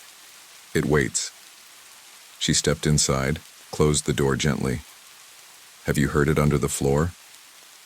That made my skin crawl. Under the floor? She didn't smile. "That's where it starts building. It makes a nest somewhere between the walls, under the boards and cracks only it can fit into." I wanted to laugh. Or cry. I did neither. Instead, that night, I tore my apartment apart. I started in the bedroom, pulled up the rug, unscrewed the floor vent. Nothing. But when I tapped near the corner closest to the closet, the sound changed. Hollow. I pried up a board with a screwdriver. Beneath it was a small crawl space, no more than 2 feet deep, wedged between the floor and the concrete. I shouldn't have looked. Inside I found bones. Animal bones at first, maybe. Tiny, but mixed in were others that were longer, curved, with tiny sockets that looked too much like eye holes. Some still had bits of dried cloth tangled around them, something child-sized. And the stench, like damp soil and something older, rotting slow. I vomited in the sink and didn't sleep that night either. Instead, I started seeing it, not in dreams anymore, in reflections. The microwave door, the bathroom mirror, the TV screen, when it was off, always just behind me, always watching. I covered the mirrors with towels, threw out the microwave, even unplugged the TV. None of it worked. The apartment felt alive, like the air was always shifting, breathing, and the knocks started. 3 sharp raps at 3:33 a.m. every night, on the inside of the wall, right behind my headboard. I moved the bed into the living room. It followed. I stopped eating. Couldn't keep anything down. My skin went gray. I dropped 15 pounds in 2 weeks. My eyes looked bruised. My hair started falling out in clumps. I looked like a junkie, and maybe I was, addicted to fear. Too terrified to leave, too exhausted to fight. One afternoon, Rosa knocked. I didn't answer. She came in anyway, God bless her. "You have to banish it," she said, setting down a bowl of hot soup I couldn't touch. "This isn't just haunting you. It's feeding off you." "How?" I croaked. "Fire, prayer, salt, but most important, removal. You have to take whatever it's tied to and get it out." So I dragged every bone from under the floor into a trash bag, tied it with duct tape, carried it in the middle of the night, 5 blocks to the old Redmire River, and dumped it over the railing. The bag hit the water with a heavy splash and disappeared beneath the ice. That night, for the first time in weeks, I slept. But peace didn't last. Because around 3:33 a.m. I woke to the sound of water, dripping, from the ceiling, from the walls, from the corner of my room, and then the voice returned, not behind me this time. Not outside the room, it whispered straight into my ear. "You tried to bury me. Now I bury you. You ever try to explain a water leak to your landlord at 3 a.m.? I didn't even bother. I just sat there in the dark, staring at the ceiling as water trickled down the walls like sweat from a dying man. But it wasn't water. It smelled metallic, like pennies and something sour. When I wiped it off the wall, it smeared dark and sticky on my fingertips, blood or something close enough. The bag hadn't worked. I tried to convince myself it was in my head, just a stress response. After all, I hadn't really seen anything in a while. No long-limbed figure in the corner. No more skeletal fingers wrapping around my throat. Just the water. The smell. The occasional whisper I could almost write off as creaky pipes or wind through a cracked window. But then the pictures came down. Literally. I'd taped up a few photos of Lucia, my daughter. Her in a yellow sundress, grinning at a duck pond. One of her holding up her first drawing. One morning I woke up and every photo had been peeled off the walls and placed neatly at the foot of my bed. Each one was scratched through, not torn, scratched with what looked like fingernails. Her face defaced, eyes blacked out. I stopped eating again, lost more weight. My ribs jutted out like the frame of a gutted ship. My hands shook constantly. I was a wreck. And Rosa, God love her, started avoiding me. Not out of fear, I don't think. Out of superstition. She must have realized it had latched onto me, and the closer she got, the more danger she was in. I couldn't blame her. I began documenting everything, writing down each encounter, dates, times, symptoms. I even bought a camcorder from a pawn shop, set it up every night, pointed at my bed. The next morning I'd check the tape. At first, nothing. Just me tossing, turning, muttering. But on the third night, around 3:33 a.m., same as always, the screen went black for 3 seconds. When it came back, I was sitting upright in bed, eyes wide, blank, like a sleepwalker. Only I wasn't asleep. And, right behind me, barely visible in the shadows, a figure, tall, gaunt, bent backward like its spine had been broken in 3 places. The camera crackled, then static. I didn't remember sitting up, didn't remember dreaming. But my neck had new bruises, 3 little dots, like teeth. I stopped watching the tapes after that. The ceiling started to rot. Literally. I'd wake up to small flakes of plaster on my chest, dust in my eyes. I covered the bed with a tarp. Then I started sleeping on the floor. Still no relief. Then, it escalated. One night, I opened my closet to grab a hoodie. Something inside moved. Not suddenly. Slowly. Like it had always been there, and I'd just never noticed it breathing. I shut the door, nailed it shut the next morning. Whatever was in the walls, it was growing bolder, stronger. I'd let it feed. Too long. That night I made a decision, not to banish it, not to fight it, to leave. I packed one duffel bag, left everything else behind. Photos, clothes, my beat-up mattress, even the camcorder. I slammed the door to Unit 4B and never looked back. Only one person knew where I went. Rosa. She hugged me before I left. Held on for a while.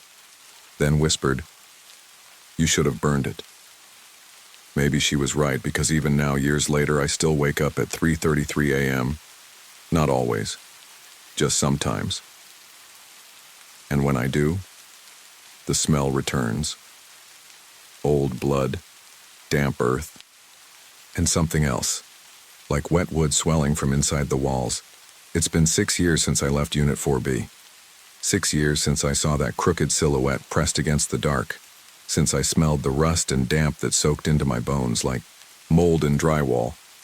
Since I heard that voice, low, grinding, like someone whispering through a clogged drain. For a long time, things were quiet.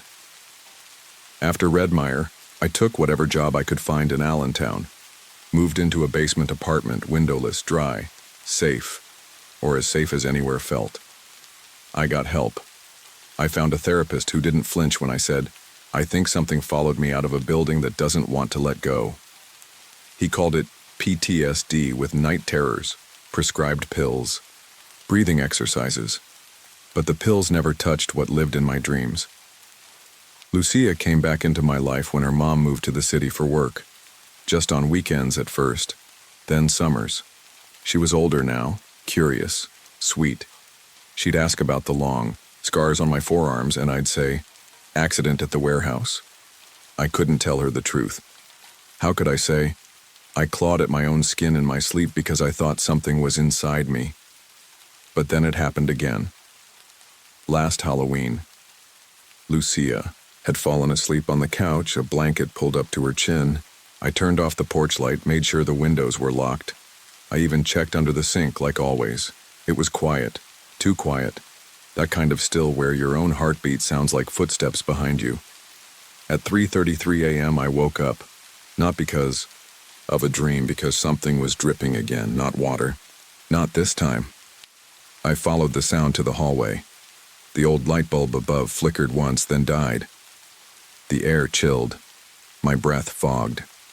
A wet stain bloomed across the ceiling, spreading like a bruise. My knees nearly buckled. It was here. I didn't need to see it to know. Still I turned, slowly, and there it was, El Muerto, but different now, stronger, no longer hiding in corners. It stood tall, nearly brushing the ceiling. Its face was still featureless, just a void, but its mouth was wider, stretching ear to ear, and I swear to God it was smiling. "You left something behind," it rasped. Lucia stirred in the next room. That's when it clicked. It wasn't after me anymore. It wanted her. I moved before I could think, shoved open the living room door, grabbed her up, ran. Barefoot into the street, holding her tight, whispering, "Don't look. Don't look." We didn't stop running until we were 3 blocks away. I never went back to that apartment, never filed a forwarding address, burned everything I owned. Clothes, mattress, even the boots I wore that night. Started over again. A new town, a new name on the mailbox. Lucia still doesn't know what happened. She just says, "Daddy has bad dreams sometimes." But I watch her, closely. Sometimes in the middle of the night, I catch her sitting up in bed, eyes wide open, like she's listening. Ask what she hears and she always says the same thing. Drip, drip, drip. There's an old superstition in Redmire. One Rosa once whispered to me back when she still believed I could make it out alive. If El Muerto visits you once, you're cursed. If he visits you twice, you're marked. But if you run, if you leave someone behind, he'll take what you love most instead. So now I don't run, I don't sleep, and every night I wait. Knife under the bed, candles lit, walls scrubbed clean, because I know one day he'll come for her, and this time I'll be ready.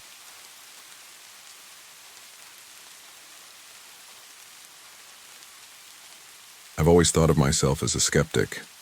Ghost stories, they were for kids, legends and curses, stuff for people who didn't know how to handle their own reality. That's what I thought anyway, until the summer I arrived at Pine Hollow Vocational Training Center, nestled in the heart of Oregon's deep woods. This place wasn't like the rest of the world. It felt different, not just because it was remote, though it was that too, but because it had a history, a dark one. I first heard about the logging accident during orientation. 7 men died when a cable snapped in 1987, pulling a heavy tree down on them. The forest was never the same after that, they said. The locals claimed the spirits of those men still roamed the woods, bound to the trees they once felled. It all sounded like superstition to me, stories made up by people who were too afraid of the woods to keep working in them. I wasn't afraid. Not yet. But that was about to change. It was late October when I found the rock. I had been out on one of our training exercises. Nothing too serious, just a few of us learning how to identify different tree species and keep track of forestry data. I was paired up with Sophie Larson, my roommate, who always seemed a little on edge even in the middle of the day. But I was cocky, more concerned about finishing the assignment quickly so we could go back to the dorm and grab some dinner. That's when I noticed something strange. The stone was half buried in the dirt, its surface glossy and black, veins of red running through it like dried blood. I crouched down, brushing off the dirt, curious. It was small, but strangely heavy, and something about it seemed wrong. I should have left it there. I should have walked away. But I didn't. I pocketed it, told myself it was just a weird rock. Nothing special. Sophie noticed right away. Her eyes narrowed as I stood up, holding the stone. "Ryan, where did you find that?" "Just over there." I waved my hand in the direction I had been walking.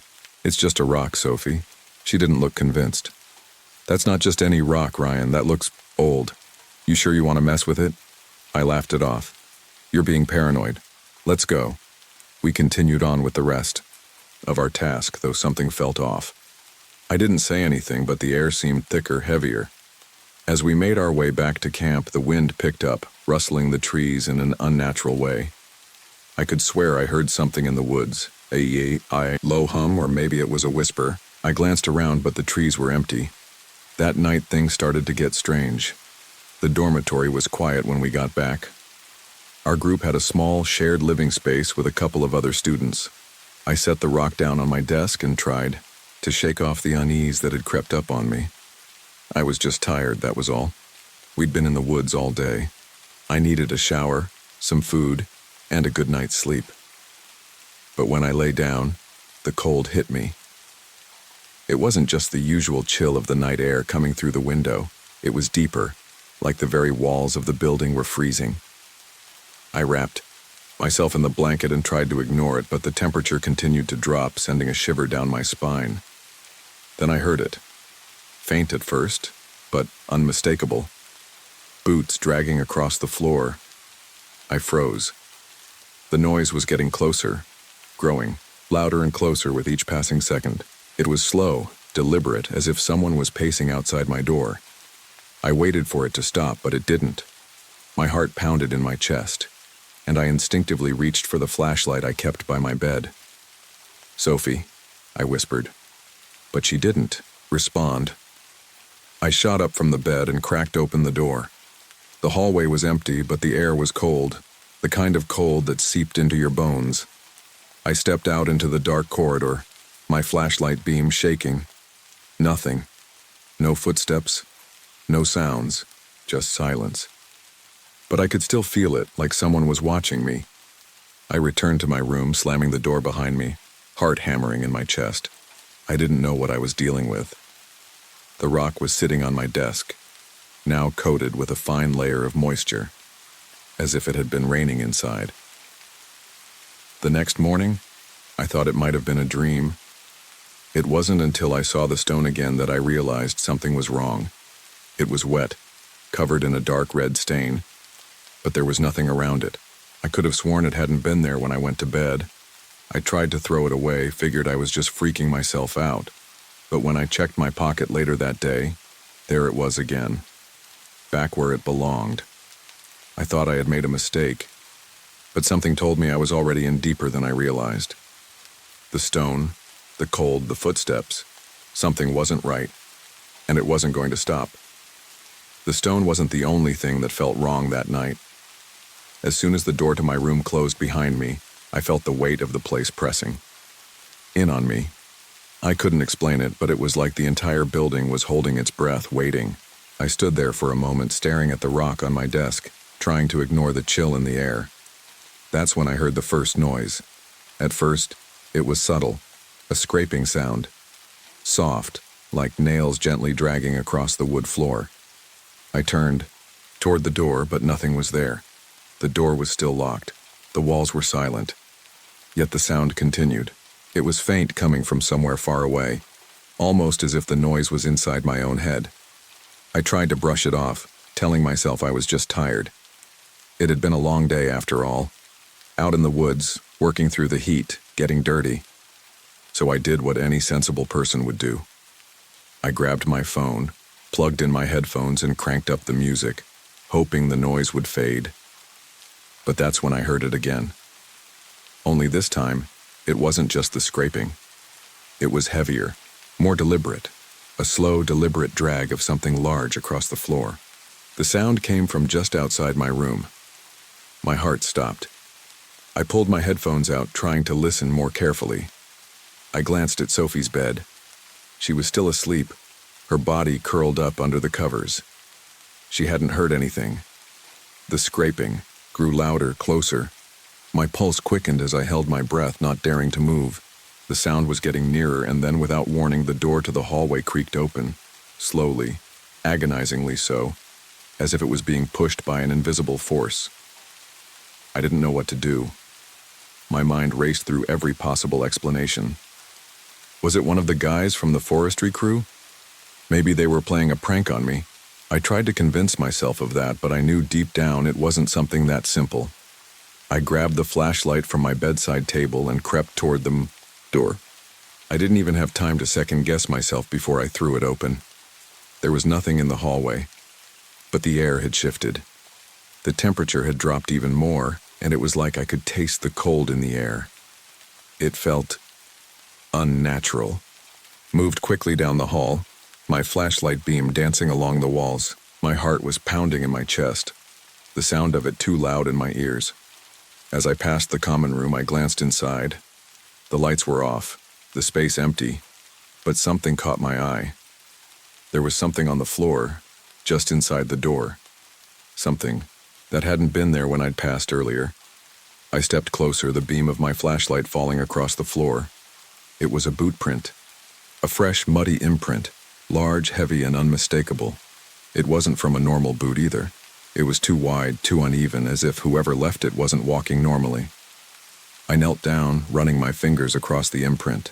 The dirt was still, damp, the edges sharp, like the print had been made just moments ago. I looked around again, but the hallway was still empty. My breath came faster, my stomach twisting into knots. I wasn't imagining things. Something had been here. Something was here. I turned around and hurried back to my room, shutting the door behind me with a quick, trembling motion.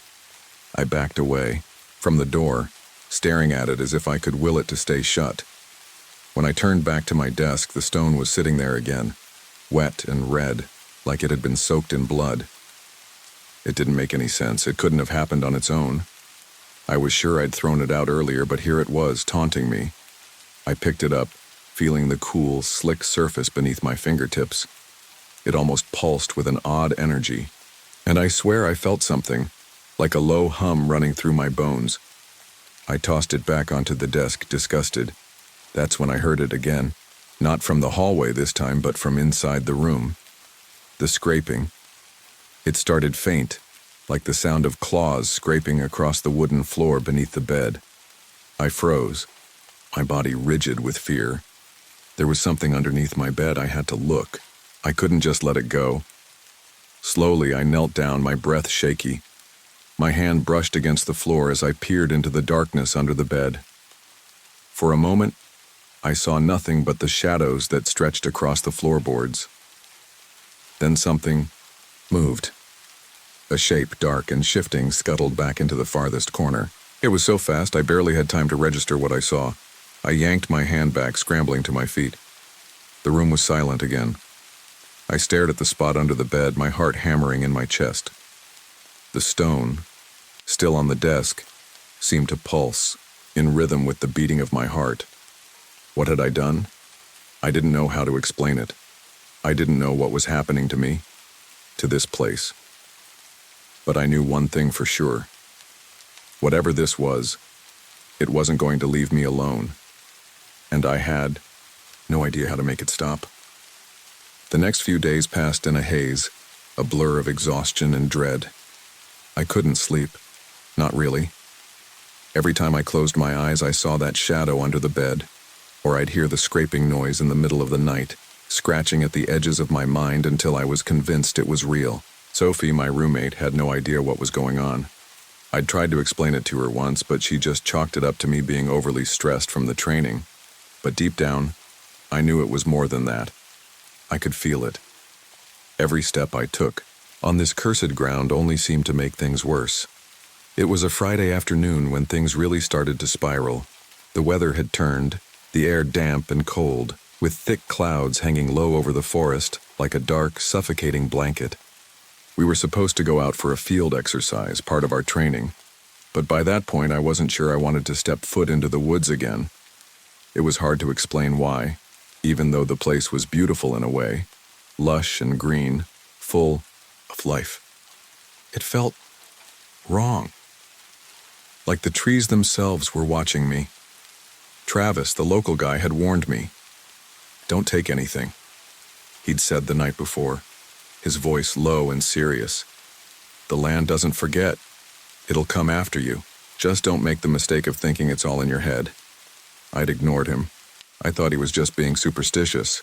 But now, looking at the gloomy woods outside the window, I wasn't so sure. I felt like I was being drawn towards something. I wanted to leave, to run far away from this place. But the curse, The stone. It had me hooked. The longer I stayed, the more it consumed me. Elena and I were scheduled for an overnight trip into the forest with the rest of the group. As we packed our gear, I noticed the familiar weight of the stone in my bag. I hadn't been able to throw it away. No matter how many times I tried, it kept coming back.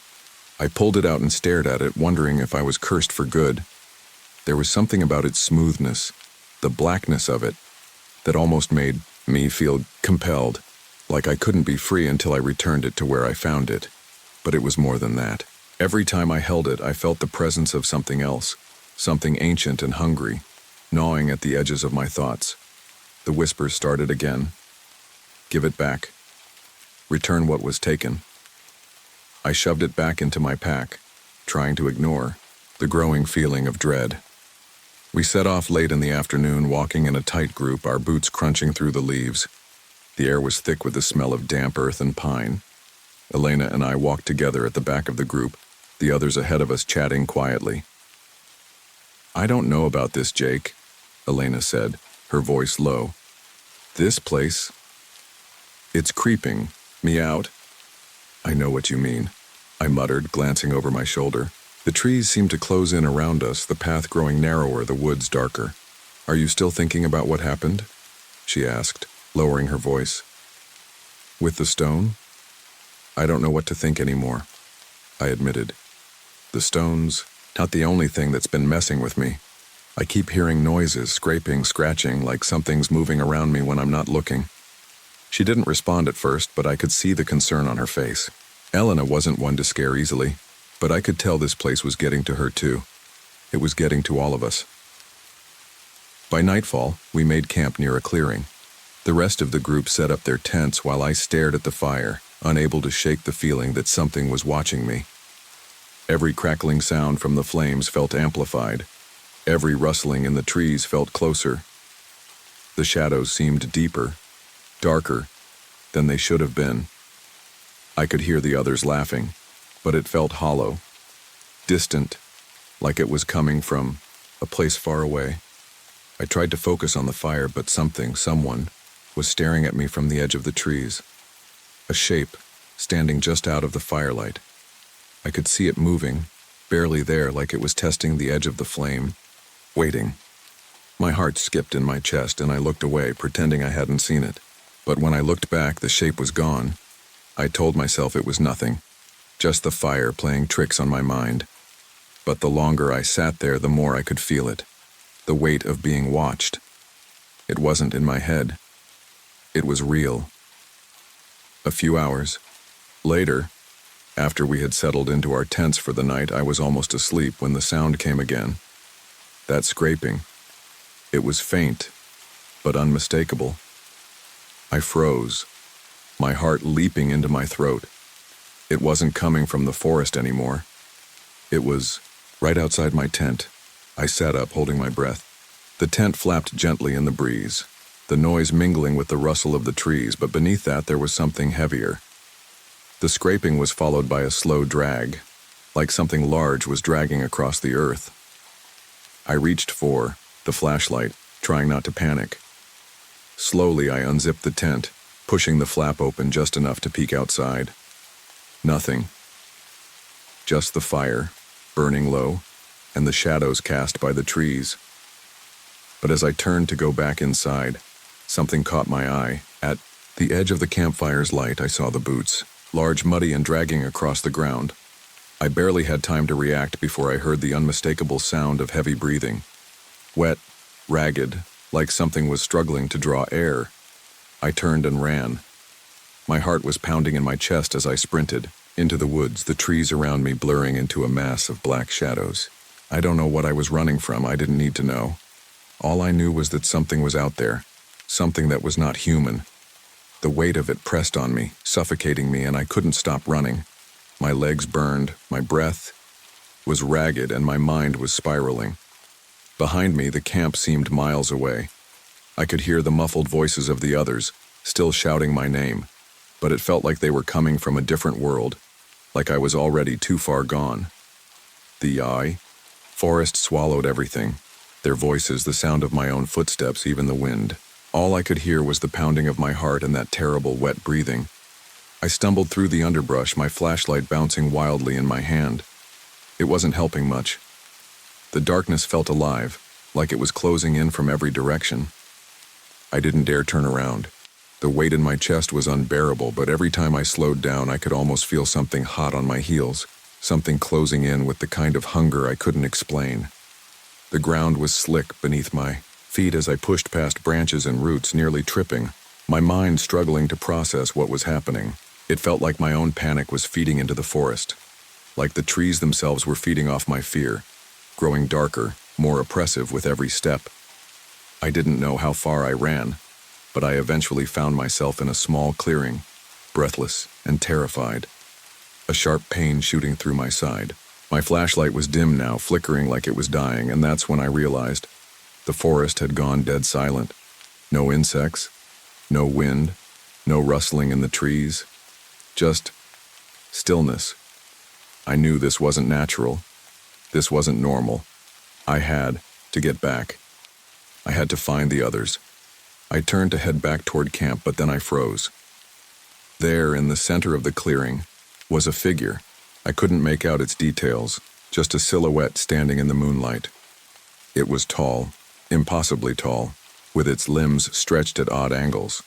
I didn't know if it was human or something else entirely. Its outline was blurry, indistinct, like it wasn't quite solid. The shadows bent around it unnaturally, stretching in ways that shouldn't be possible. The breathing, it was coming from that thing. I could hear it clearly now, wet and labored, like it was sucking air through a mouth too small for its body. The sound echoed, bouncing off the trees, disorienting me. For a moment, I just stood there, too scared to move. I had to look away. I had to stop staring, but my body was frozen in place. I knew I couldn't run. If I turned my back on it, I was dead. I could feel it. Then, like a switch flipped, the figure moved. Slowly. Its limbs creaked as it took a single step forward. The sound of its foot scraping across the dirt was unnervingly loud. And when it moved, it wasn't the way a person would. It was wrong. The limbs jerked in unnatural, stilted motions like a puppet pulled by strings. A sharp sound rang out, a crack like a tree limb snapping, and I nearly screamed. The thing was coming closer. I could hear it dragging its body across the ground, the noise getting louder and louder until it was right next to me. I didn't know what it wanted, but I could feel its cold presence just inches from my skin. I closed my eyes, trembling, too terrified to move, too terrified to even breathe. Then a voice. Not a voice from the thing itself, but a voice that rang inside my head. It was distant and old, like the wind itself had spoken. You took what wasn't yours. I didn't understand it at first, but the words twisted through my mind, clearer with each passing second. It wasn't talking about anything I could physically touch.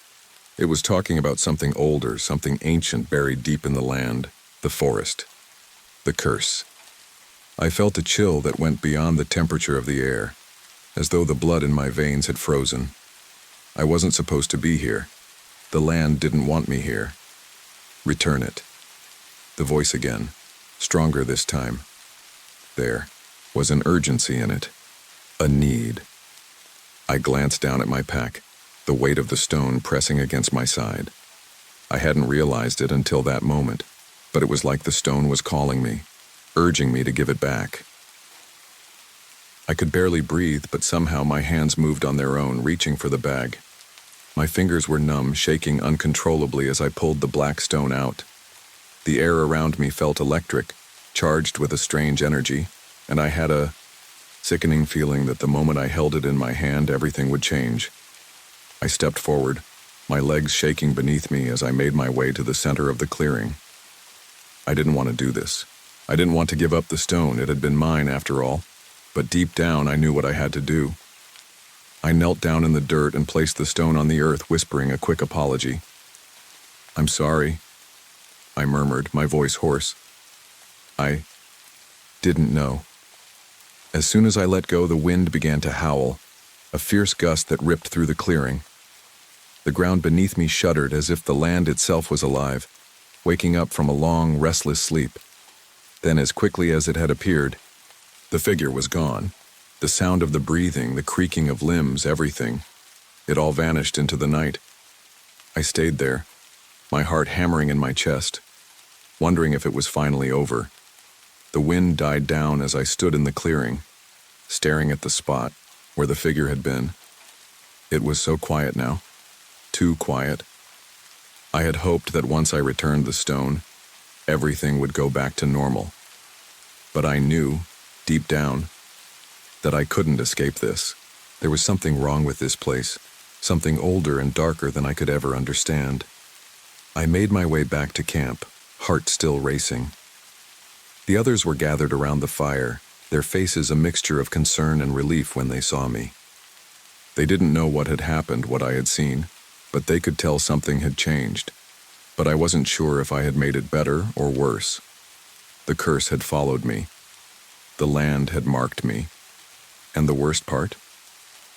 As I lay in my tent that night trying to shake off the lingering dread, I swore I heard it. The breathing. It was still out there, waiting. I couldn't shake the feeling. It was as if the land itself had marked me. Even though I had returned the stone, there was something wrong in the air. Something that told me I wasn't free. The others didn't know what had happened to me out there in the woods. But they could see it in my eyes. The fear had settled into my bones and nothing felt real anymore. I kept thinking about that voice, the whisper in my mind that urged me to return the stone. But what did it really mean? Was that it? Or was there something more I had to do? That night, I didn't sleep. I couldn't. I laid in my sleeping bag, staring at the tent ceiling, listening to the wind shake the canvas, and imagining the trees shifting outside. It felt like everything was breathing, like the whole forest was alive and watching me. Every rustle, every snap of a branch made me flinch. Then came the footsteps, soft, almost too faint to hear, but I knew what they were. I held my breath, hoping they'd stop, hoping they were just the wind or an animal. But they came closer. I knew they weren't coming from the others. None of them were awake. I felt a coldness creep up my spine as the footsteps grew louder. And then, just when they should have stopped outside my tent, they kept going. They circled me. Like the thing from the woods, it was prowling around me, never letting me see it, just keeping its distance. Until it didn't. The tent fabric creaked as if something large had pressed against it, and I nearly jumped out of my skin. I reached for the flashlight, my hands shaking as I clicked it on. The light flickered erratically, and for a moment, the shadows in the tent looked like they were shifting, moving against the fabric. Then I saw it. A hand, pale and long, curled around the tent's edge. It wasn't human, it was too long, too thin. The fingers stretched impossibly long, reaching into the light. I froze, my heart pounding so loudly I thought I would choke on the sound. The hand lingered, just barely brushing the canvas before it disappeared, melting into the darkness like it had never been there. I wanted to scream, but the words caught in my throat. I wanted to run, but the ground felt like it had been glued beneath my feet. I couldn't breathe. I couldn't move. Then, as if the very forest itself was closing in on me, I heard it again. The same low, wet breathing. It was coming from inside, my head, from deep within my skull. The sound was everywhere. It was inside me, inside the tent, inside the very air around me. I could taste it on my tongue. A sharp, bitter taste, like metal. The voice came again.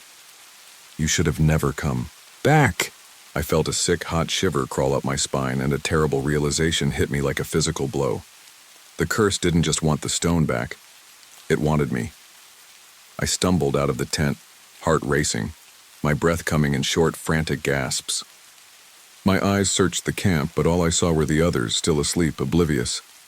The fire was dim now, just a few glowing embers scattered around the circle. The trees towered over us, their twisted branches reaching toward the sky like skeletal hands. That was when I saw it. In the distance, beyond the firelight, the shadow moved, It wasn't the shape of a man or an animal, it was something else, something tall, hunched, with limbs that looked far too long. It shifted in the darkness, an eerie blur of motion that seemed to glide between the trees just out of reach of the light. I felt it watching me, like its eyes were locked on me even though I couldn't see them. I knew what I had to do. I couldn't outrun this. I couldn't fight it. But I could leave. I could get away from this place. I grabbed my pack, my hands shaking as I shoved everything I could into it. The others still hadn't stirred. They weren't going to understand. They weren't going to believe me. But I couldn't stay. Not here. Not with it. I turned to leave, but the moment I stepped past the fire, I heard it. The voice again, louder this time, echoing through the trees. You can't leave. Not until the land has taken what's owed.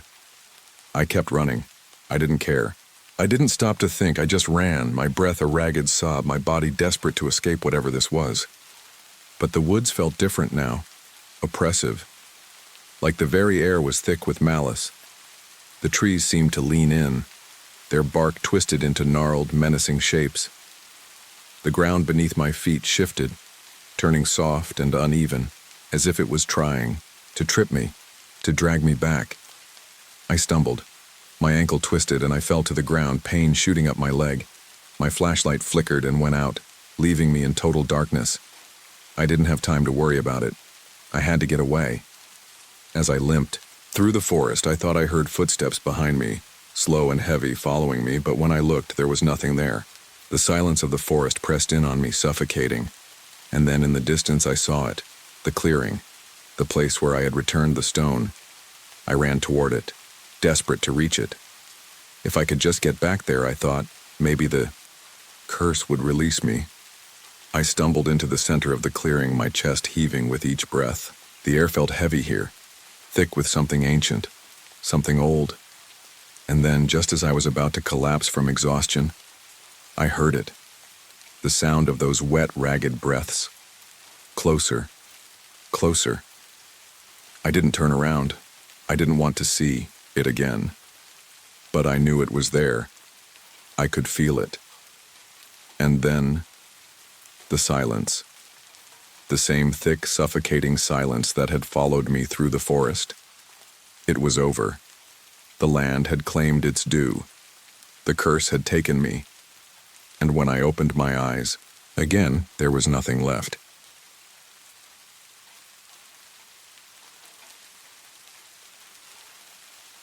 I was 12 the first time I left the city for the open plains of Wyoming.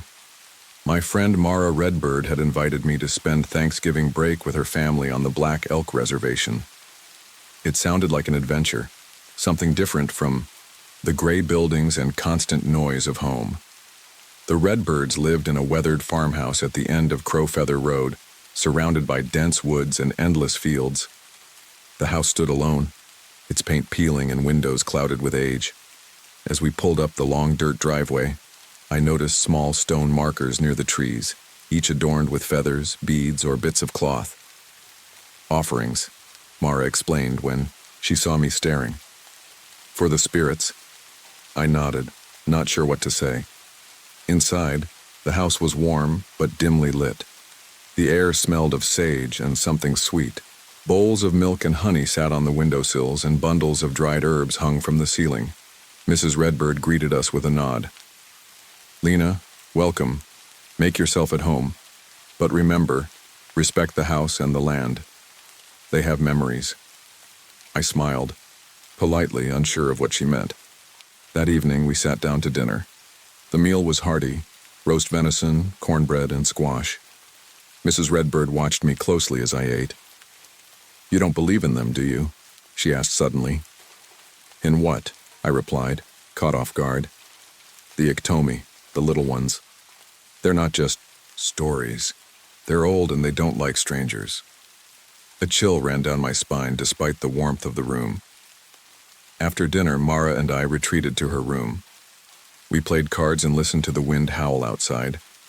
As the night deepened, I heard faint scuttling noises in the walls. Probably just mice, Mara mumbled, already half asleep. I tried to ignore the sounds, but they grew louder, closer. Suddenly, something tugged at my blanket. I froze. A small bone-white hand with elongated fingers and blackened nails emerged from under the bed, gripping the mattress edge. Then, a face appeared. Hollow eye sockets and a mouth stretched into an unnatural grin, I screamed, kicking wildly. The creature hissed and scurried back under the bed. Mara bolted upright. "What did you do?" Mrs. Redbird burst into the room, her face pale. She grabbed us both and pulled us into the hallway, slamming the door shut behind us. "You woke them," she whispered, her voice trembling. "And now they're angry." Downstairs, she lit sage and chanted under her breath, placing fresh honey and tobacco at every door and window. "They're in the walls now," Mara muttered. "They won't leave until they take something." I felt a knot in my stomach. "Take what?" A heavy thud echoed from upstairs like something being dragged. Mrs. Redbird's hands trembled as she picked up the phone. "You need to go. Now." That night's sleep felt impossible. Even after Mrs. Redbird lit sage in every room and whispered what I guessed were prayers in Lakota, the air inside the house still felt wrong. Thick. Like it didn't want me there. Like the walls themselves were holding their breath. Mara and I stayed in the living room. She insisted we leave the overhead light on, even though it buzzed faintly with that tired hum cheap fixtures have. She didn't say why, but I didn't question it. Neither of us mentioned what I saw. We didn't have to. It was real. We both knew it. I tried to play it off in my head. Maybe I'd imagined the thing under the bed. Maybe it was sleep paralysis or a dream. But then I looked down and saw the scratch on my ankle. Thin, shallow, like someone or something had tried to pull me. At around 2 a.m., the heater kicked on. It rattled, groaned, then stopped. The silence that followed was louder than the noise. "Don't close your eyes all the way," Mara said, her voice barely above a whisper. I turned toward her. "Why?"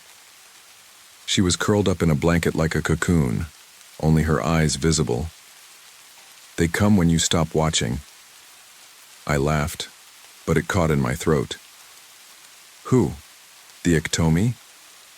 She nodded, slowly. "They don't like to be seen, but they watch you all the time." That should have been ridiculous, but something about the way she said it made my stomach twist. At some point, I must have drifted off, because I jolted awake to the sound of something scratching. Not inside the walls, not across the ceiling. It was closer, on the couch, behind me. I held my breath. Whatever it was light, but it moved with purpose, deliberate. I didn't turn around. Couldn't. Then I felt it. Cold, sharp fingers brushing the back of my neck like someone testing the texture of my skin. My body locked. I wanted to scream, to run, to call out. But nothing worked. My voice stuck in my throat like a swallowed stone. From the corner of my eye, I saw it. A figure. Small, maybe 3 feet tall. Pale skin like candle wax. Its limbs bent wrong, like a puppet without strings. And its face. Flat, eyeless, but aware. I swear it was smiling. Then it whispered. Not in English. Not even in a language I understood. Just a series of clicks and guttural tones that sounded too close to a voice and too far from human. When I blinked, it was gone. I scrambled upright, gasping, sweat pouring down my back. Mara was already sitting up, wide-eyed. "You saw it?" she said, not as a question. I nodded. "Don't say anything about it out loud," she said. "Names give them power. They listen." I wanted to go home, but I didn't want to step outside in the dark either. So I waited for morning, every creak of the floorboards, every flutter of wind outside, making my skin crawl. Around 5:30 a.m., the sky started to lighten behind the frosted windows. Not quite sunrise, but enough to see our breath in the cold living room. The heater hadn't come back on. Mara said that happened sometimes.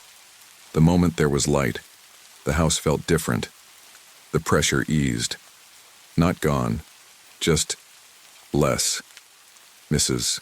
Redbird appeared with hot tea and an unspoken understanding. "I called your parents," she said quietly. "They're coming tomorrow." I should have felt relief, but somehow it felt like the house knew, and it wasn't done yet. By morning, the house didn't look haunted. That was the worst part. The sun poured in through the kitchen windows, catching little motes of dust in the air. Mrs. Redbird was frying bannock in a cast-iron pan, humming softly to herself like nothing had happened. I stared at my plate, my appetite nowhere to be found. Mara sat beside me, quiet. She hadn't spoken much since we woke up. She'd pulled her hoodie up over her head and kept glancing toward the hallway like she expected something to be standing there. "Eat," Mrs. Redbird said, not unkindly. Her voice was calm, but her eyes were sharp. "You'll need your strength today." I wanted to ask why, but part of me didn't. I chewed slowly, the bread warm and buttery, the kind of comfort food that should have made me feel safe. It didn't. Later, Mara pulled me outside. Snow had fallen in the night, but only lightly. Just a dusting over the brittle grass and the bare, black-limbed trees that framed the property. I wrapped my coat tighter, noticing the air here didn't smell like home. It was older, earthy, pine and smoke and something else, something sour, like rotting apples under wet leaves. Mara crouched by one of the stones near the edge of the property. It was small, no taller than a shoebox, and nestled between the roots of a gnarled cottonwood. "People used to leave offerings here," she said, "before the churches came in, before we forgot." I crouched beside her. "Offerings to what?" She didn't answer right away. Then she said, "To the watchers, the ones who live between." "Between what?" Before I could ask, she stood and brushed the snow off her hands. "They don't like being ignored. My mom still puts things out, but I guess it's not enough anymore." That afternoon, the scratching started again. Not behind the walls this time. Inside them. It wasn't constant. It would start, stop, then pick up again in another part of the house, like something was crawling, from room to room. Sometimes it was fast, like scurrying. Other times it was slow, like dragging limbs or fingernails down drywall. Mara and I were upstairs in her room when we heard the knock. 3 taps. Sharp, clean, coming from inside the closet. I stared at her. Was that? I know what it was. She walked over and put her hand on the closet door but didn't open it. Don't ever open it when they knock. Why would they knock if they don't want it opened? She looked at me, dead serious. Because they want you to want to open it. That night, Mrs. Redbird brought us sleeping bundles and insisted we sleep in the living room again. She burned more sage and whispered prayers in Lakota that I could barely hear. There were little piles of salt at the corners of the room now, and bowls of water with tiny bits of cedar floating in them. She stood over me for a long moment. "They've noticed you," she said. "You brought something curious with you. Something open." I didn't understand what that meant. I was just a kid. I didn't practice anything weird. I didn't believe in ghosts. I didn't even believe in Santa Claus anymore. I just liked playing board games and writing dumb stories in my notebook.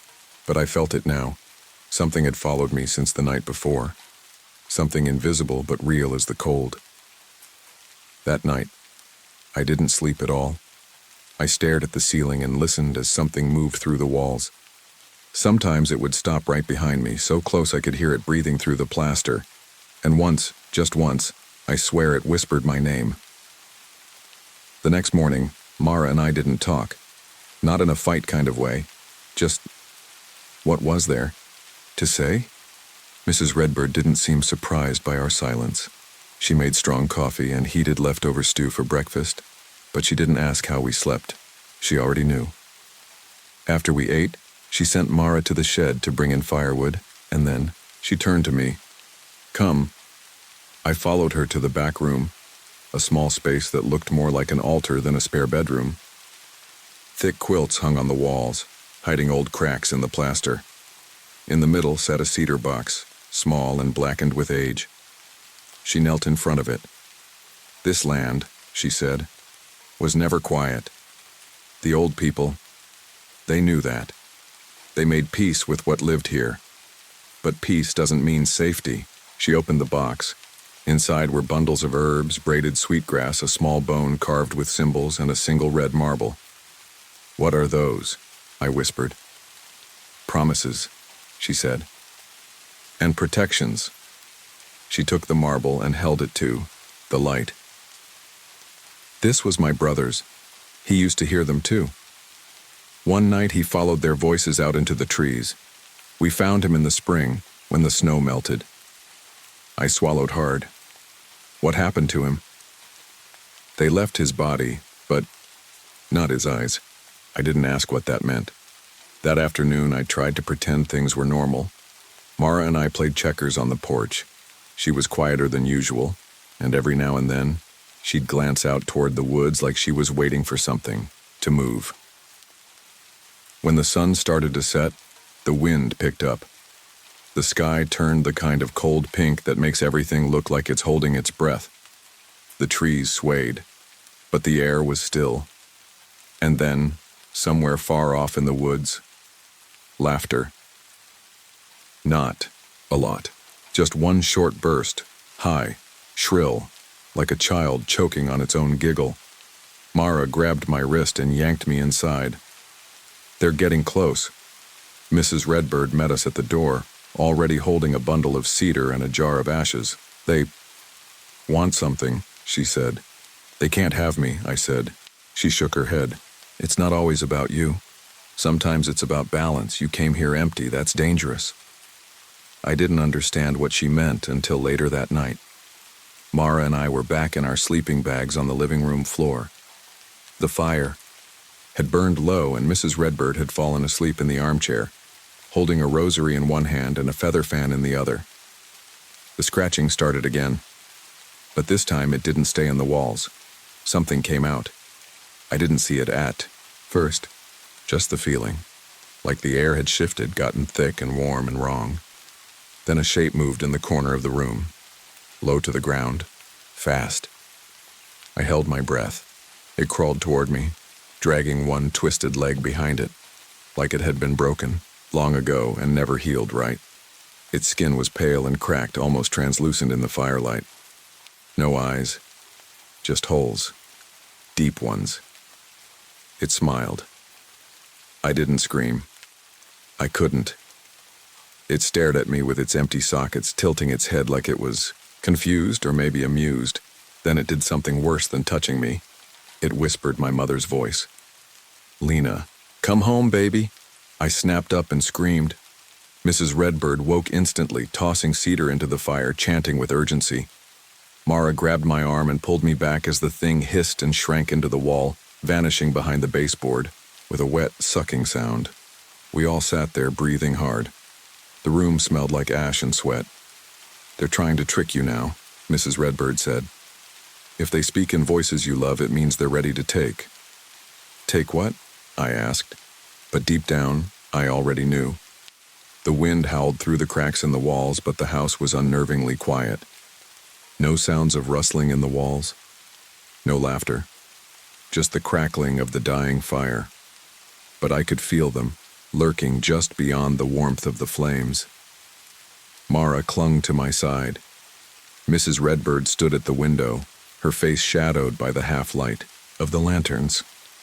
Her eyes distant as though she could see something in the dark that we couldn't. "They've come for you," she said, her voice like gravel in her throat.